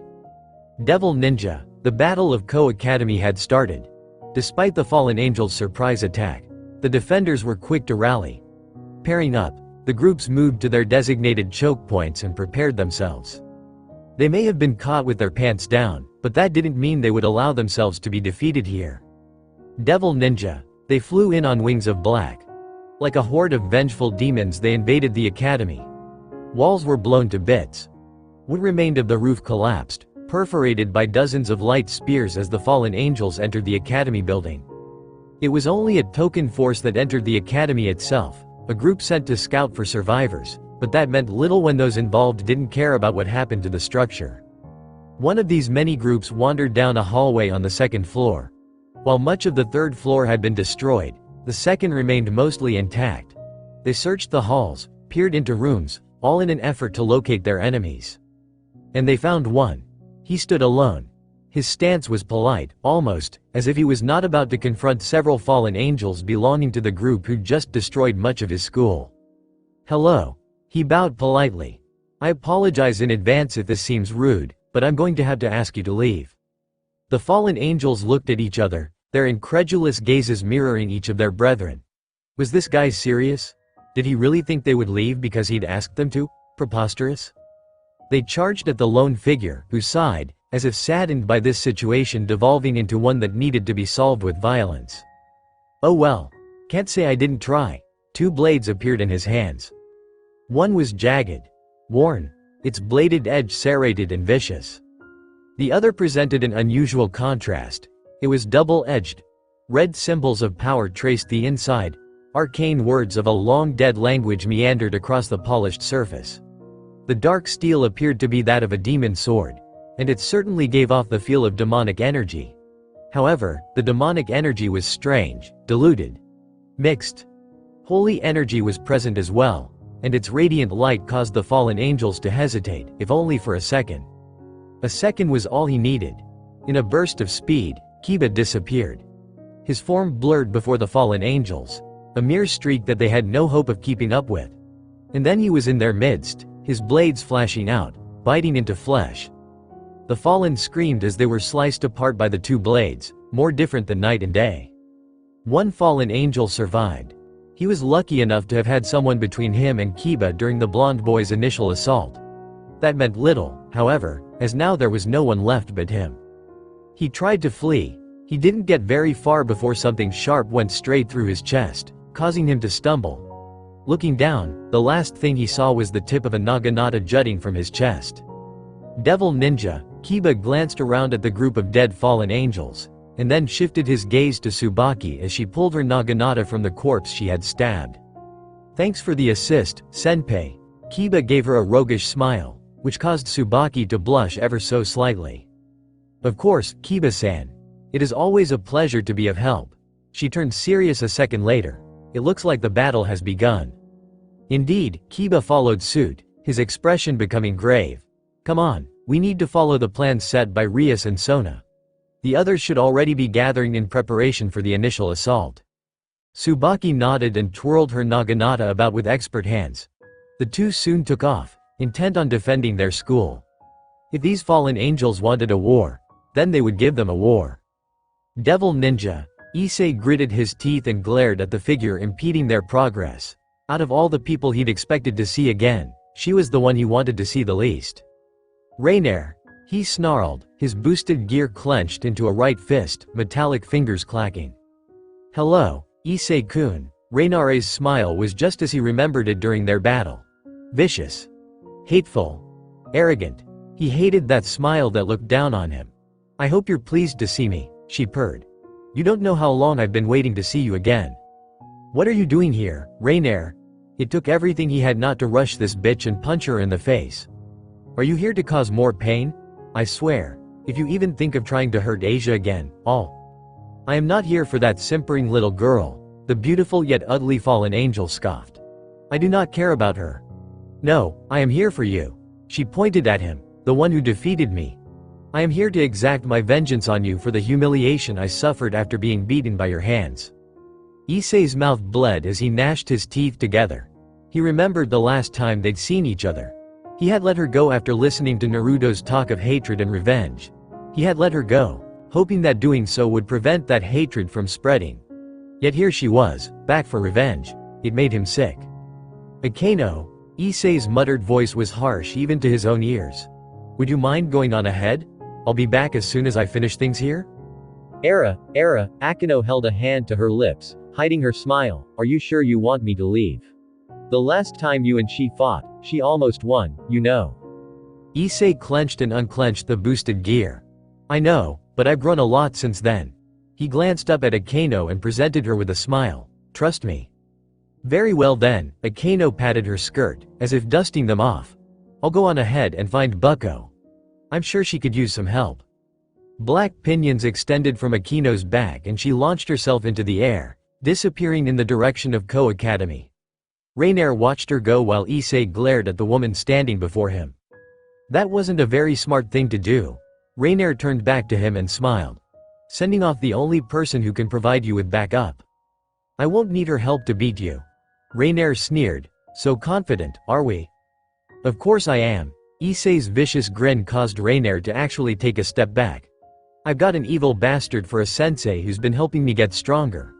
I'm not the same little boy you fought back then. I'm stronger now. Rainiere's face lit into a snarl as half a dozen light spears appeared above her head. We'll see how confident you are after I pump your body full of light. Devil Ninja. Rias grimaced as her shield dispersed. She'd used up a lot of energy protecting herself and Sona from that powerful attack, more than she wanted to admit to having expended. Still, she had plenty of power left at her disposal, and she would not hesitate to use it. Several fallen angels descended from the sky, their black wings blotting out the light. They rained spears of light upon her head, but Rias had already vacated the spot they'd aimed at, dragging an unconscious Sona with her. She left her friend under some cover, a piece of wall that had fallen on its side. It wouldn't protect the other girl, but it should keep the fallen from spotting her. More than that, Rias couldn't ask for. Eyes glaring up at the descending horde of fallen angels, Rias allowed her power to flow. It came to her, a rush of demonic energy. It infused her, granting her the power those from the Bael clan cherished so much. She then directed this power, forming it into several red spheres that hovered around her, crackling, tendrils of repressed energy arcing out at random. Destruction incarnate just waiting to be unleashed. You want a piece of me? Rias muttered with a hard glare, then come and get it. Devil Ninja. The battle appeared to be going well at first. Gathered in pairs, the peerages of Rias and Sona managed to beat back the invaders. Waves of fallen angels crashed upon Ko Academy like a fierce storm, like a massive hurricane. But they soon discovered that, rather than a hurricane crushing an insignificant hut, they were more akin to a light breeze trying to blow over a stone fortress. They were beaten back, defeated at every turn. The devils who called this academy home used their knowledge of the school as choke points. They set up ambushes and prepared traps. The fallen angels had been expecting an easy victory, but what they found instead was a group of tenacious fighters intent on protecting their home. For a moment, the defenders allowed hope to well up within their breasts. For a second, they fully believed that victory was within their grasp. That they would be able to defeat this enemy who had presented itself so brazenly to them. All that changed when Kokabiel entered the battle. Devil Ninja. 4 light spears shot forward at Issei as he rushed up to her. She expected him to take the attacks head on. Maybe try to block them with his Longinus like he'd done the last time they fought. Instead, he slid underneath her spears and continued his charge, barely breaking stride. He lashed out with a punch, but Rainier had taken to the sky by then, and all he hit was air. What's the matter? Rainier taunted when he glared up at her. Can't get me from up here? Like hell I can't. Wings erupted from Issei's back as he launched himself into the air faster than she thought possible. He was on her almost before she had time to react, and only the timely production of a light spear gave her the chance to slip away. This did little to stop Issei, however, who followed her doggedly, his face a snarl of determination. Rainier sent more light spears, but they were dodged as Issei barrel rolled through them. His fist drew back as he came near and tried to punch her lights out. She managed to slip away again, moving left and watching as Issei slammed into the ground like a comet. The boosted gear user pulled his fist out of the hole he'd made in the ground, and stood to his full height, his head tilting up to glare at Rainier. She smirked. What's with the glare, Issei-kun? She asked, her voice taunting, mocking. Are you upset because even after all this time, you're still just a pathetic little weakling who can't even touch little old me? Issei stared at her for several seconds longer, and then he smiled. No, his voice seeped amusement. It also came from behind her. I'm just wondering how long it's gonna take before you realize this isn't the real me. What? Rainier turned around, only to feel a gauntlet-covered fist being slammed into her face. Devil Ninja. Kokabiel's amused grin remained plastered on his face as he descended onto the battlefield. Unlike his pawns who entered through the doors, he made his own door, blowing up a large portion of the wall and stepping into a corridor on the first floor. And look! My first victim is already waiting for me. He grinned at the young man who gaped back at him. Hello there, the words were polite but the tone was mocking. I'm looking for either Rias Gremory or Sona Citri. Have you seen them? The boy didn't say anything, but his glare hardened. Oh, Kokabiel raised an eyebrow. Are you going to make things difficult for me? In response to his words, a small line shot out from the gauntlet on the boy's left hand.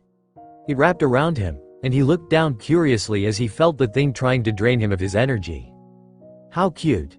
He flared his power, feeding it into the line. The line lit up, the light quickly traveling up to the boy, whose eyes widened as he realized what was about to happen too little too late. Smoke poured off the boy's body as Kokabiel's holy power burned him. His body twitched and spasmed, jerked and shuddered. Whimpers escaped a throat that slowly closed up as the muscles inside of it contracted painfully. A flicker of movement came from Kokabiel's left. He sliced the line apart with a light spear and took a step back, just in time to avoid having a girl with brownish-red hair trying to run him through. So predictable. That same girl crashed through a wall when he rammed his fist into her torso. She didn't even have time to scream before her insides were crushed and her body was sent crashing through several inches of thick cement. The wall crumbled around her, burying her underneath it. Tomo, was the young boy's gurgled cry. Is that her name? Kokabiel gripped a fistful of the boy's hair and pulled him up. She must be one of your teammates, then. Am I right? Are you upset that I hurt her? His lips twisted into a gruesome facsimile of a smile. Then why don't you do something about it? No? Then shut up. The boy could do nothing as Kokabiel tossed him into the air like he weighed less than a feather and slammed a knife-shaped hand straight through his chest. He gasped as the hand exploded out of his back in a spray of gore. Hands weakly rose and gripped the arm impaling it, but quickly grew limp. Oh dear. Kokabiel muttered to himself, ignoring the blood caking to his skin and clothing. I seem to have made a bit of a mess. I always do that when I see a devil, you see, especially one as weak as yourself. He chuckled in a manner that was almost self-deprecating. I just can't help but want to see them bleed. Without a thought, Kokabiel tossed the boy off his hair and watched as his victim slammed into a wall and slowly slid down, leaving behind a trail of blood. That was not very fun. Kokabiel turned to look at several other devils who'd rushed down this corridor. They froze when he smiled at them. I hope you will provide me with more entertainment than that one did. Devil Ninja, it wasn't supposed to be like this. Issei was a weak little fool. A naive child whose strength was solely dependent on his sacred gear. Victory should have been easy. So why am I losing? Rainier had been given plenty of time to think about her defeat at Issei's hands. She had concluded that the only reason he won was due to her underestimating him and his boosted gear. Had she given it her all from the very start, he wouldn't have stood a chance. She had decided to give it her all here. She wouldn't hold back, she would kill him before he could even blink. That was the plan, anyway. She was beginning to realize that plans rarely ever go the way people want them to. Issei avoided another barrage of light spears, gliding through them in a way that looked buffoonish and clumsy, but was also undeniably effective. She sent some more at him, but he avoided those, too. She tried to backpedal, but soon realized with a start that she couldn't move because something had grabbed her legs. She looked down and saw a pair of hands, one of them covered by a red gauntlet with a green gem shining in its middle. She looked back and saw another red gauntlet hurtling towards her face. Rainier barely had a second to wonder how Issei had managed to replicate himself before the gauntlet slammed into her and darkness descended.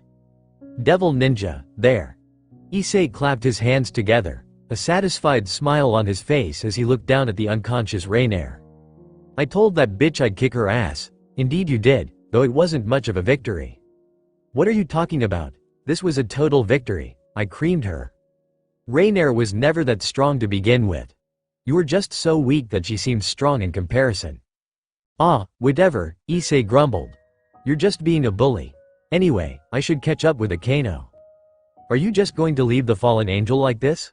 Issei frowned, confused, but then quickly realized what Diedrich meant and snapped his fingers together. Ah, right. I should probably tie her up with something. That isn't what Where did you get all that rope? Ah. Issei blushed as he began tying Rainier to a tree in a way that was highly erotic and emphasized her breasts. Akano always makes me carry some rope on me. How come I wasn't aware of this? And is that a ball gag? It was, indeed, a ball gag that Issei pulled out of his pants pocket. Issei looked down at the ball gag in equal parts joy and mortification. It was this very same ball gag that Akano had shoved into his mouth after drugging his food the night after the raiding game, when he had saved her from the grilled chicken's queen. After a moment of silent staring, he shoved the ball gag into Reinare's mouth, and then stood back and admired his handiwork. Huh, not bad, but I don't think I'm at Akano-san's level yet. Issei scratched his head. Well, not that I expected to be, but still, he trailed off, then shook his head. Anyway, I should get back to Ko Academy now. Issei ignored Diedrig's exasperated sigh as he ran off in the direction of his school. He had some more ass to kick. Devil Ninja, Kokebiel's next set of victims were a pair of bishops. They were both girls. Neither had time to so much as scream before he appeared before them and pierced them with his light spears. They crumpled swiftly, their bodies spraying blood like a fire hydrant. His next two targets were a surprise. Exorcists, he mused, grinning as he held Durandal in one and Excalibur Mimic in the other. I had not expected to see you here. I thought you would have fled the moment you got the Excaliburs back within your grasp. We decided to stick around until we can get rid of you, Xenovia growled through gritted teeth. So I see. Kokebiel's nod was almost sagely in its mannerisms. Yes, that is an admirable goal. Unfortunately, it's out of your reach. Xenovia!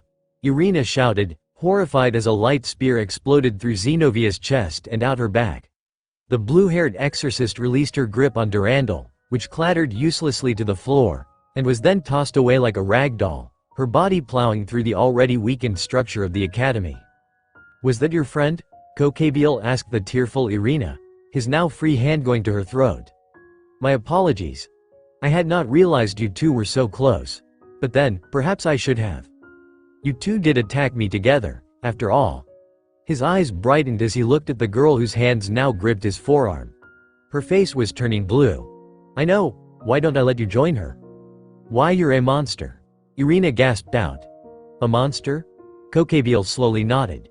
Yes, I suppose I am. And you know what, I am okay with that. Before Irina had time to react, Kokebiel nails pierced her throat. The pony-tailed exorcist gurgled as blood leaked out from around his sharpened nails, even as her eyes dulled and her body went limp. Smiling a vicious smile, Kokebiel tossed the girl in the same direction as her brethren. There, now you two can die together. Aren't I kind? Kokebiel asked no one in particular. Devil Ninja, they came at him together, Kiba and Tsubaki. Attacking in unison, the pair unleashed a flurry of devastating attacks at the monster who'd wiped several of their friends by himself. It was all for naught. Kokebiel avoided the lightning-quick swipes of Kiba's blade, and he knocked aside Tsubaki's thrusts with only a single hand. Is this all you two can do? He asked, his lips turning into a frown. And here I thought you devils would put up more of a fight. Kiba smirked as he and Tsubaki pushed one last time before disengaging. Kokebiel didn't have much time to be curious before something powerful slammed into his back. The fallen angel leader was sent flying, crashing through walls and slamming into the ground. He rolled several times before coming to a stop. He muttered as he stood to his feet once more, blood leaking down his mouth. That kind of hurt. Several figures darted into the room. The blonde swordsman, the elegant naginata wielder, and a little white-haired girl. They rushed him at the same time, each coming in from separate direction. Kiba's blades danced, Tsubaki thrust her naginata, and Kaneko moved in from the front, her fists primed. Kokebiel was about to attack, when he sensed movement behind him. Reacting with speed none of them could see, his wings unfurled. The clang of metal sounded out as Durandal slammed into one wing while Excalibur Mimic hit the other. One hand blocked Kiba's swings, grasping and then shattering both swords, while the other fiercely gripped the naginata. Kaneko managed to land a punch, but now that he was prepared, she may as well have been a fly trying to punch 14 inches of steel plating. That's not going to work. None of them were given a chance to move before Kokebiel reacted. His left hand smashed into Kiba's face, sending the boy flying away, while his right pierced through Tsubaki's left lung. The girl collapsed as he pulled his hand out, but he ignored her and punched at Kaneko. The little girl proved herself quite capable when she diverted his initial attack. However, she couldn't avoid the knee that slammed into her face, for it moved too quickly for her eyes to follow. Irina and Zenobia leapt away when his wings expanded to push them back. He turned and eyed the pair curiously, his head tilted, making him look like a demented child. "I could have sworn I killed you too." He shrugged. "Oh well, no matter. Come." He beckoned them forward. "Let's see if you can do a little better this time." Devil Ninja, they attacked him much the same as before. Moving in unison, trying to cover each other's flanks. Their movements were synchronized. When one went on offense, the other went on defense. Like a pair of skilled dancers they moved. Their swords flashed out. Durandal, powerful and large, rent the ground. Its contrast was presented in Excalibur Mimic, which moved with surgical precision, striking at Kokebiel's openings, seeking to penetrate his defenses. Kokebiel proved himself a skilled combatant as he dodged and wove through the hailstorm of swings. He batted Durandal aside like it was an insect, and then blasted Zenobia away with a powerful kick. Irina was not nearly as lucky. After disarming her by breaking her arm when she tried to attack again, he sliced her from left hip to right shoulder. The girl crumbled to the ground where a pool of blood started to form. Normally, he would have taken a moment to savor this victory, inconsequential though it was. However, Kaneko came rushing in again, her fists lit with blue fire. Sitting on her head, twitching, were a pair of white cat ears. A Nekusho? Kokebiel's bemusement didn't stop him from respond when the girl sent several blue energy projectiles his way. "I had not realized there was a Nekusho within the Gremory group. Or are you in the Leviathan Sisters peerage?" Kaneko didn't answer, though the number of attacks she sent nearly doubled. "I suppose it doesn't matter," Kokebiel shrugged, unconcerned. "You'll die here just like everyone else." Kaneko didn't say anything. She merely attacked. Blue spheres of energy shot from her hands and were met by several light spears, which shot through her senjutsu attacks and then pierced her body, perforating it with numerous holes. And then she disappeared. Kokebiel jumped backwards as, like a volcanic eruption, the ground beneath his feet exploded in a shower of cement fragments. He raised an arm to block the worst of the debris from getting into his face, and because of that he almost missed Kaneko slamming feet first into him. Almost. "Cute tactics," Kokebiel sneered as he tossed Kaneko away, "but they won't work on me." Instead of crashing through the wall, Kaneko used it as a springboard to launch herself at Kokebiel again. He sneered at her and sent a wave of death in her direction, 100 light spears, all set to impale her. She disappeared again. Another illusion, Kokebiel mused before his instincts warned him of incoming danger. He raised his hand and caught Durandal between his fingers, frowning at the girl on the other end of the sword. "You are a most insistent bug. You just refuse to stay down." With a swift yank, Kokebiel pulled Durandal from the girl's grip. He then reversed his grip and, now holding the sword by the handle, impaled Zenobia onto her own weapon. The girl's eyes went wide. And then she vanished, too. "So I see." Spinning around, Kokebiel summoned a shield of light to block all incoming attacks. Metal shards rained upon him from broken demonic blades. Excalibur Mimic bounced off the shield.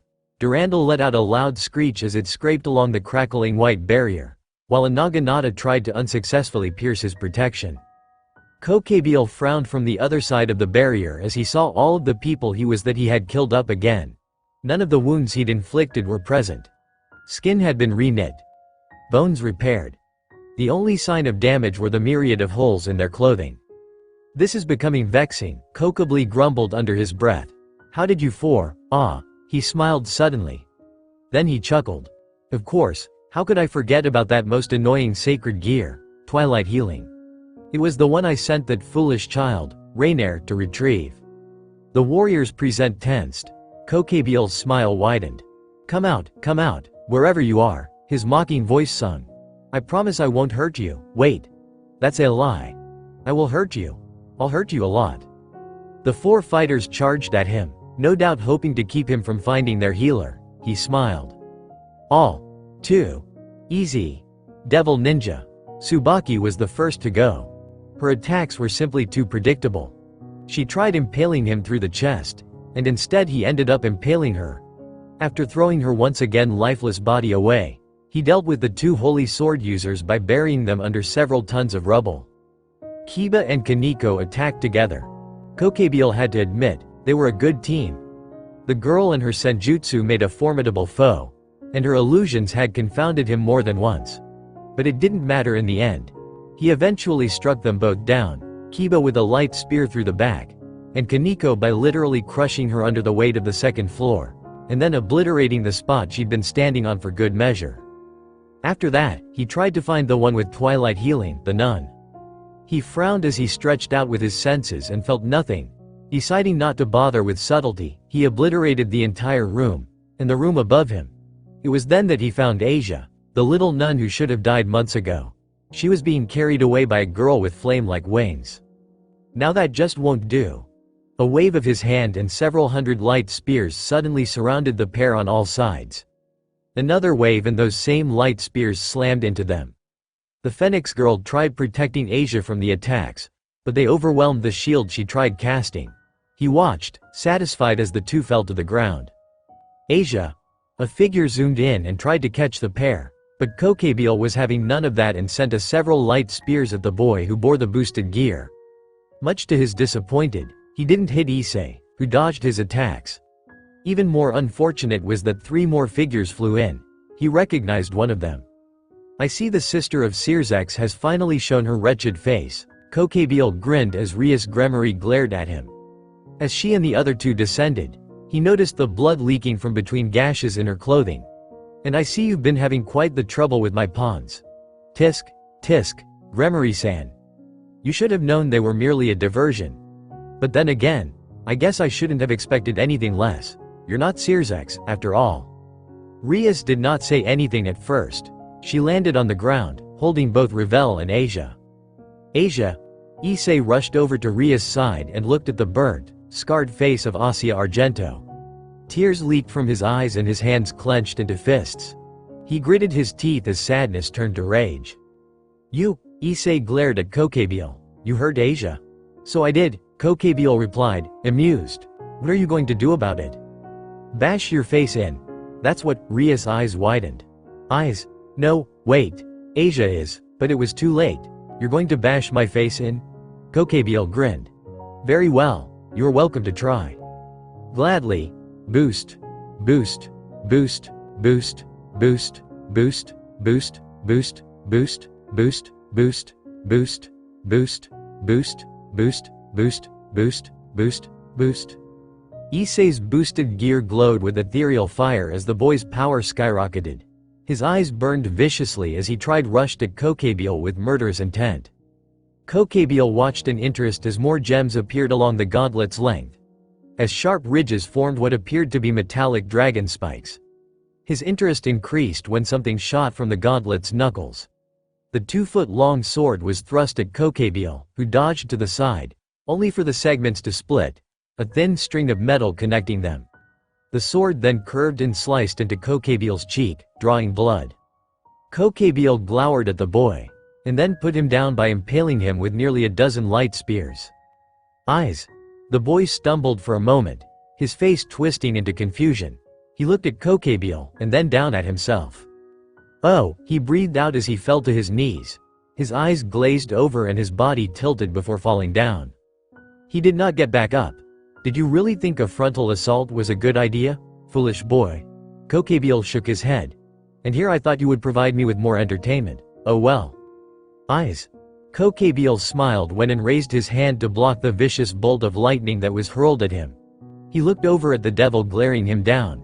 She stood next to the prone Issei, her purple eyes narrowed in hatred. Lightning and the strange energy you're emitting. Now that is a familiar feeling. Akano, don't talk, Eyes. You're injured. Akano? Akano, Akano. Kokebiel hummed and thought before grinning. You wouldn't happen to be Barakiel's daughter by any chance, would you? Don't you dare say his name, Akano snarled and hurtled another blast of lightning at him. Kokebiel grinned and this time, rather than merely block the attack, he sent it back at the girl. His lips peeled back as he listened to the girl scream in anguish. That sound was like music to his ears. Truly, Beethoven had nothing on this wonderful noise, this symphony of pain. Akano fell onto her hands and knees, her body twitching as smoke wafted off it. Kokabeel chuckled, which caused her to raise her head and glare at him. Such a frightening look. At least, it would have been frightening on someone like your father.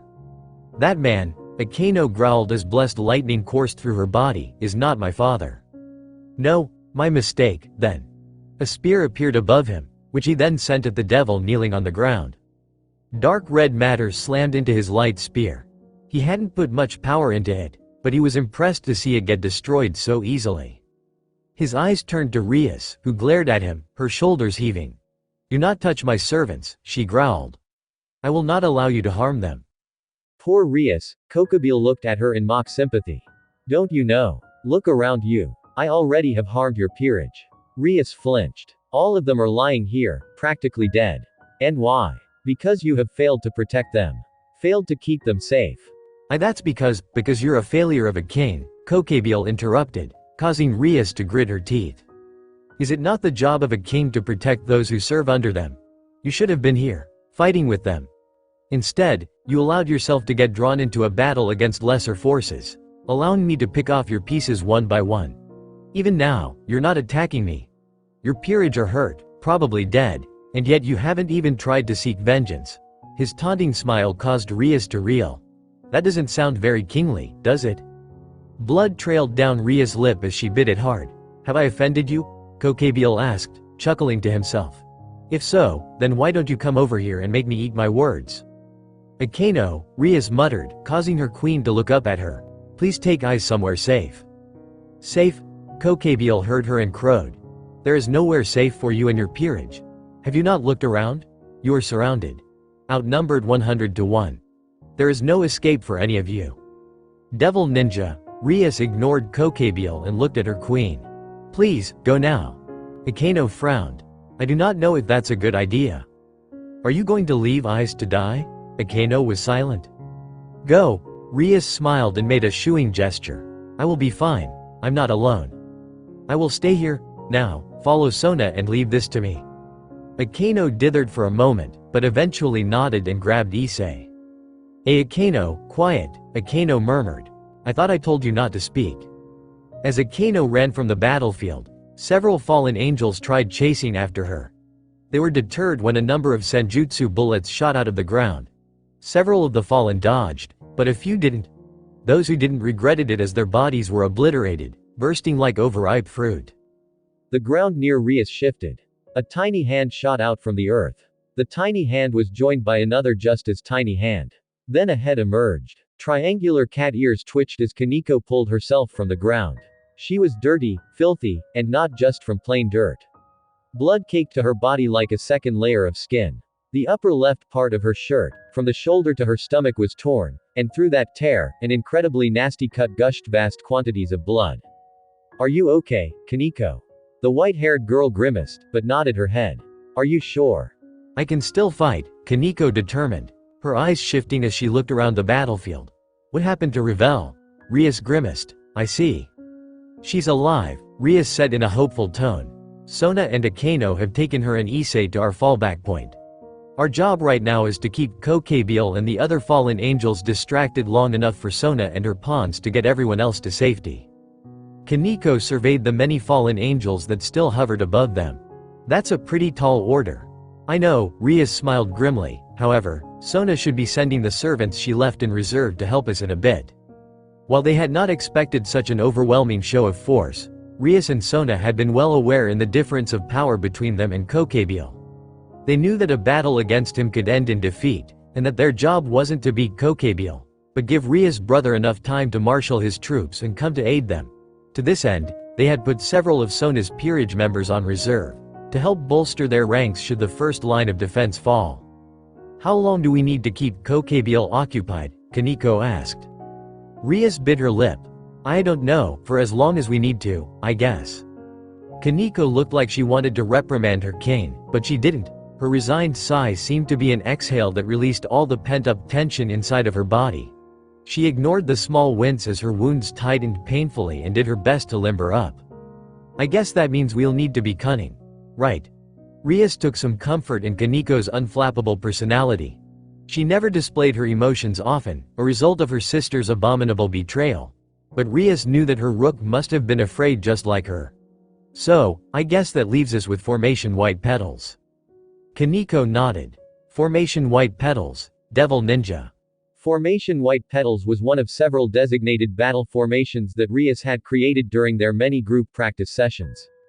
It originally involved Kaneko casting several illusions that made it look like her and Akeno were attacking their enemy, when in truth they were moving around their enemy's flank in a pincer maneuver. Once in position, they would unleash a devastating attack that could be likened to an anvil and a hammer. From the many practices they had done, she knew it was a devastating combination. Without Akeno to provide the anvil, Rias and Kaneko would have to improvise. It started off simple enough. While Kaneko was still learning the ins and outs of illusions, she was good enough to fool most people who'd never experienced them before. Kokebiel, for all his talent in battle and fighting prowess, had never actually fought against a yokai, and therefore had never experienced illusions. He could recognize them, but he couldn't tell he'd been placed in one until after the illusion had run its course. Rias watched patiently as the illusion took effect. Kokebiel laughed as Rias seemingly attacked him with her powers of destruction, swatting away non-existent attacks thinking they were real. She snuck around one side, and glanced across the field to see Kaneko sneaking across the other. The little Nekosho's teeth grit as she struggled to keep the illusion up. Several explosions near the academy main building alerted her to Sona's peerage members arriving. She hoped they would be able to get everyone away from here quickly. She didn't know how wounded they were, but she knew how hard her peerage would have fought, and so knew that, logically, they must be in dire straits. She and Kaneko were soon in position. Kokebiel was snarling and spitting insults at the illusory versions of herself and her rook. A glance at the white-haired girl revealed that she was also in position and ready to attack. They locked eyes. Kaneko nodded. Rias took a deep breath and began gathering her energy for their next assault. A tiny orb formed within the palm of her hand. Arcs of arcane energy emitted from it, tendrils skittering along its surface. The orb soon grew, expanding from the size of a baseball to the size of a basketball and then a beach ball. Rias raised her hand above her head and continued gathering her powers of destruction within it. Sweat formed on her brow. Her teeth became grit as she struggled with the massive amount of power she was unleashing. The orb grew larger and larger and larger. And then it shrunk. Abruptly. Suddenly. No longer a massive sphere of crackling energy, but now a super condensed sphere of pure power. Rias looked at Kaneko to see her rook had copied her move as best she could.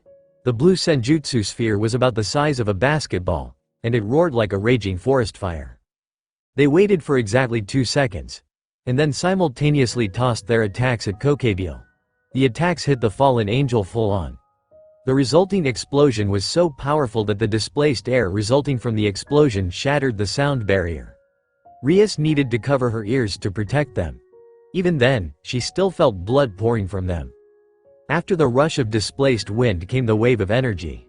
The combined force of senjutsu and demonic power slammed into her with more force than any storm, more power than she had ever felt before save when she gave Issei her power so he could boost and unleash it.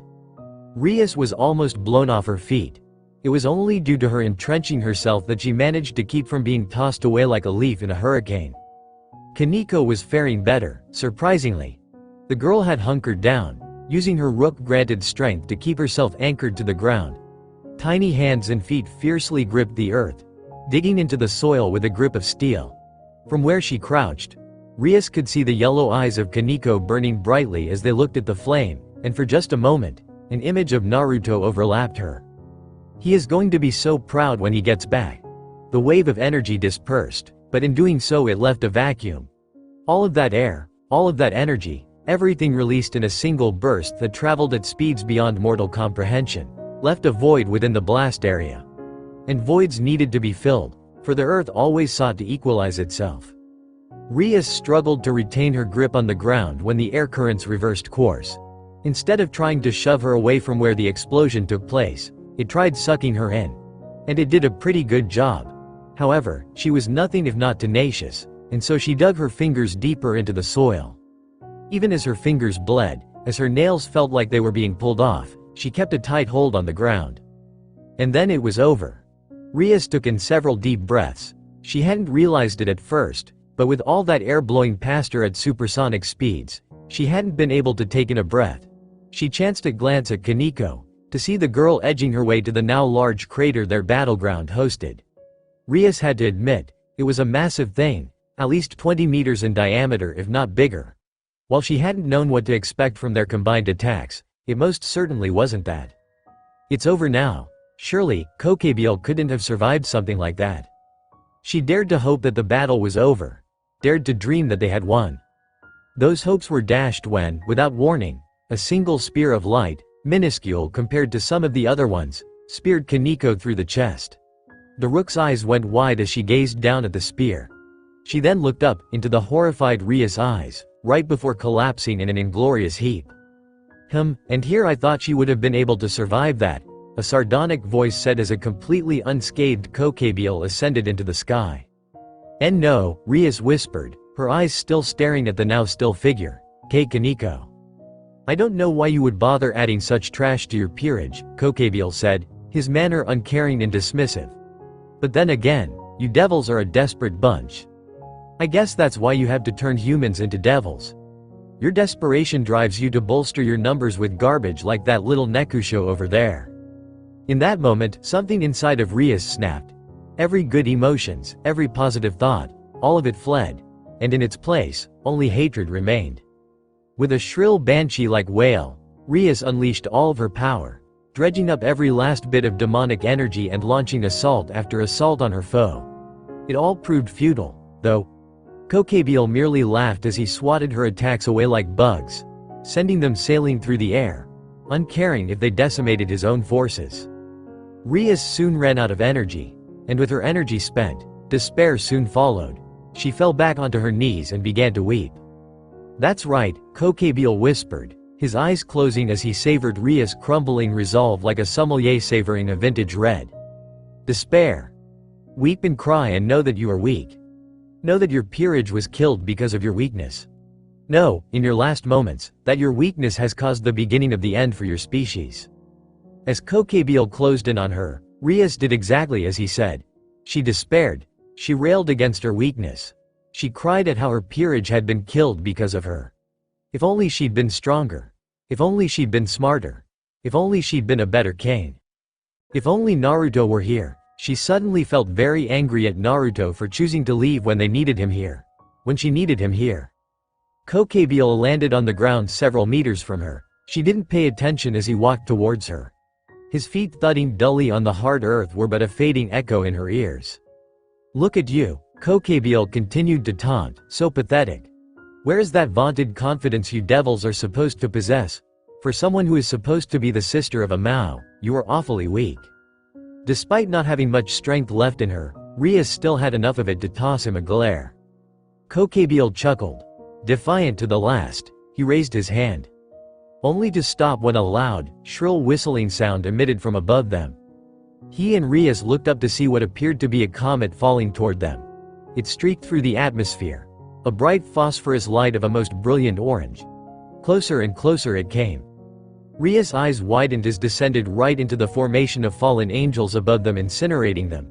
Burning them to cinders before they could so much as squeal. Even those who weren't in its direct path spontaneously combust as the heat caused their body fat to explode. And then the comet struck the ground between her and Kokebiel, and for a single moment, the world felt like it had come to an end. Devil Ninja, Naruto had expected to be scolded upon arriving home. He had expected Rias to be upset with him for leaving, and demand an explanation, which he would be all too happy to give. He had expected maybe a slap to the face for doing something stupid, and then a night of passion because she had missed him. What he had not expected was to find his school destroyed, a bunch of fallen angels floating above him, a tear-stained Rias on the ground, and Kaneko laying several feet away with a pool of blood expanding to coat the grass and Carmen. His eyes swept across the area, taking note of the fallen angels, and eyeing the man who had stopped walking toward Rias to eye him back. He looked back at Rias. Rias, what happened here? He knew the answer, but he needed to hear it first. He needed to, because he didn't want to believe he was right, and he fervently hoped he was wrong. We, the fallen angels, attacked us. Naruto closed his eyes and shuddered. And Kaneko, who did that to her? That would be me, a deep, grating voice spoke up. Naruto eyed the man who stood before him. His appearance suggested that he had once been handsome, but had since become a twisted mockery of his former self. "And you are, Kokebiel," a mocking bow was given along with an equally mocking smirk, "at your service." "Office," Naruto said softly to the girl standing by his side. She looked up at him, her normally blank eyes somewhat inquisitive. "Do you know how to heal?" "Yes. Can you heal Kaneko?" Office's eyes flicked to Kaneko, and then back to Naruto. "Yes. Will you?" "Yes. Thank you." Office vanished before everyone's eyes. While Kokebiel looked shocked and Rias appeared flabbergasted, Naruto remained focused on the man before him. "I do not like violence," he said softly. "While fighting is okay. I despise killing and anything that could perpetuate the cycle of hatred. That is why I am going to give you this one chance to leave." Kokebiel actually needed a moment to respond. "Oh, well, in that case, I guess I have no choice but to leave." Kokebiel's tone was mocking, after all. Naruto. "Yes, the great Naruto asked me to. What can a fallen angel like myself do but leave?" A pause. Kokebiel's eyes glinted almost mischievously as his sharp, saw-like teeth gleamed brightly behind ferally peeled-back lips. "Oh, that's right. I can kill you. You will not be killing anyone this day. Is that so? Who is it that will make me do this? Who has the power to make me do this? You do not know who you're talking to, boy. I am Kokebiel. I have fought wars before your grandfather was a twinkle in his great-grandfather's eyes. I have slayed creatures far more powerful than you. I have spilled the blood of countless people. Someone who proclaims to hate violence, who says he abhors it, could never kill one who revels in it." Naruto felt a calm settle over his mind. A solid determination. Self-reprimands could come later. Reflections would happen when he was alone. Now was not the time for regrets or recriminations over his own stupidity. He had an enemy to defeat. "I will make you eat those words very soon." Kokebiel's smile grew all wider at that proclamation. "Then come, child. Let us see you try."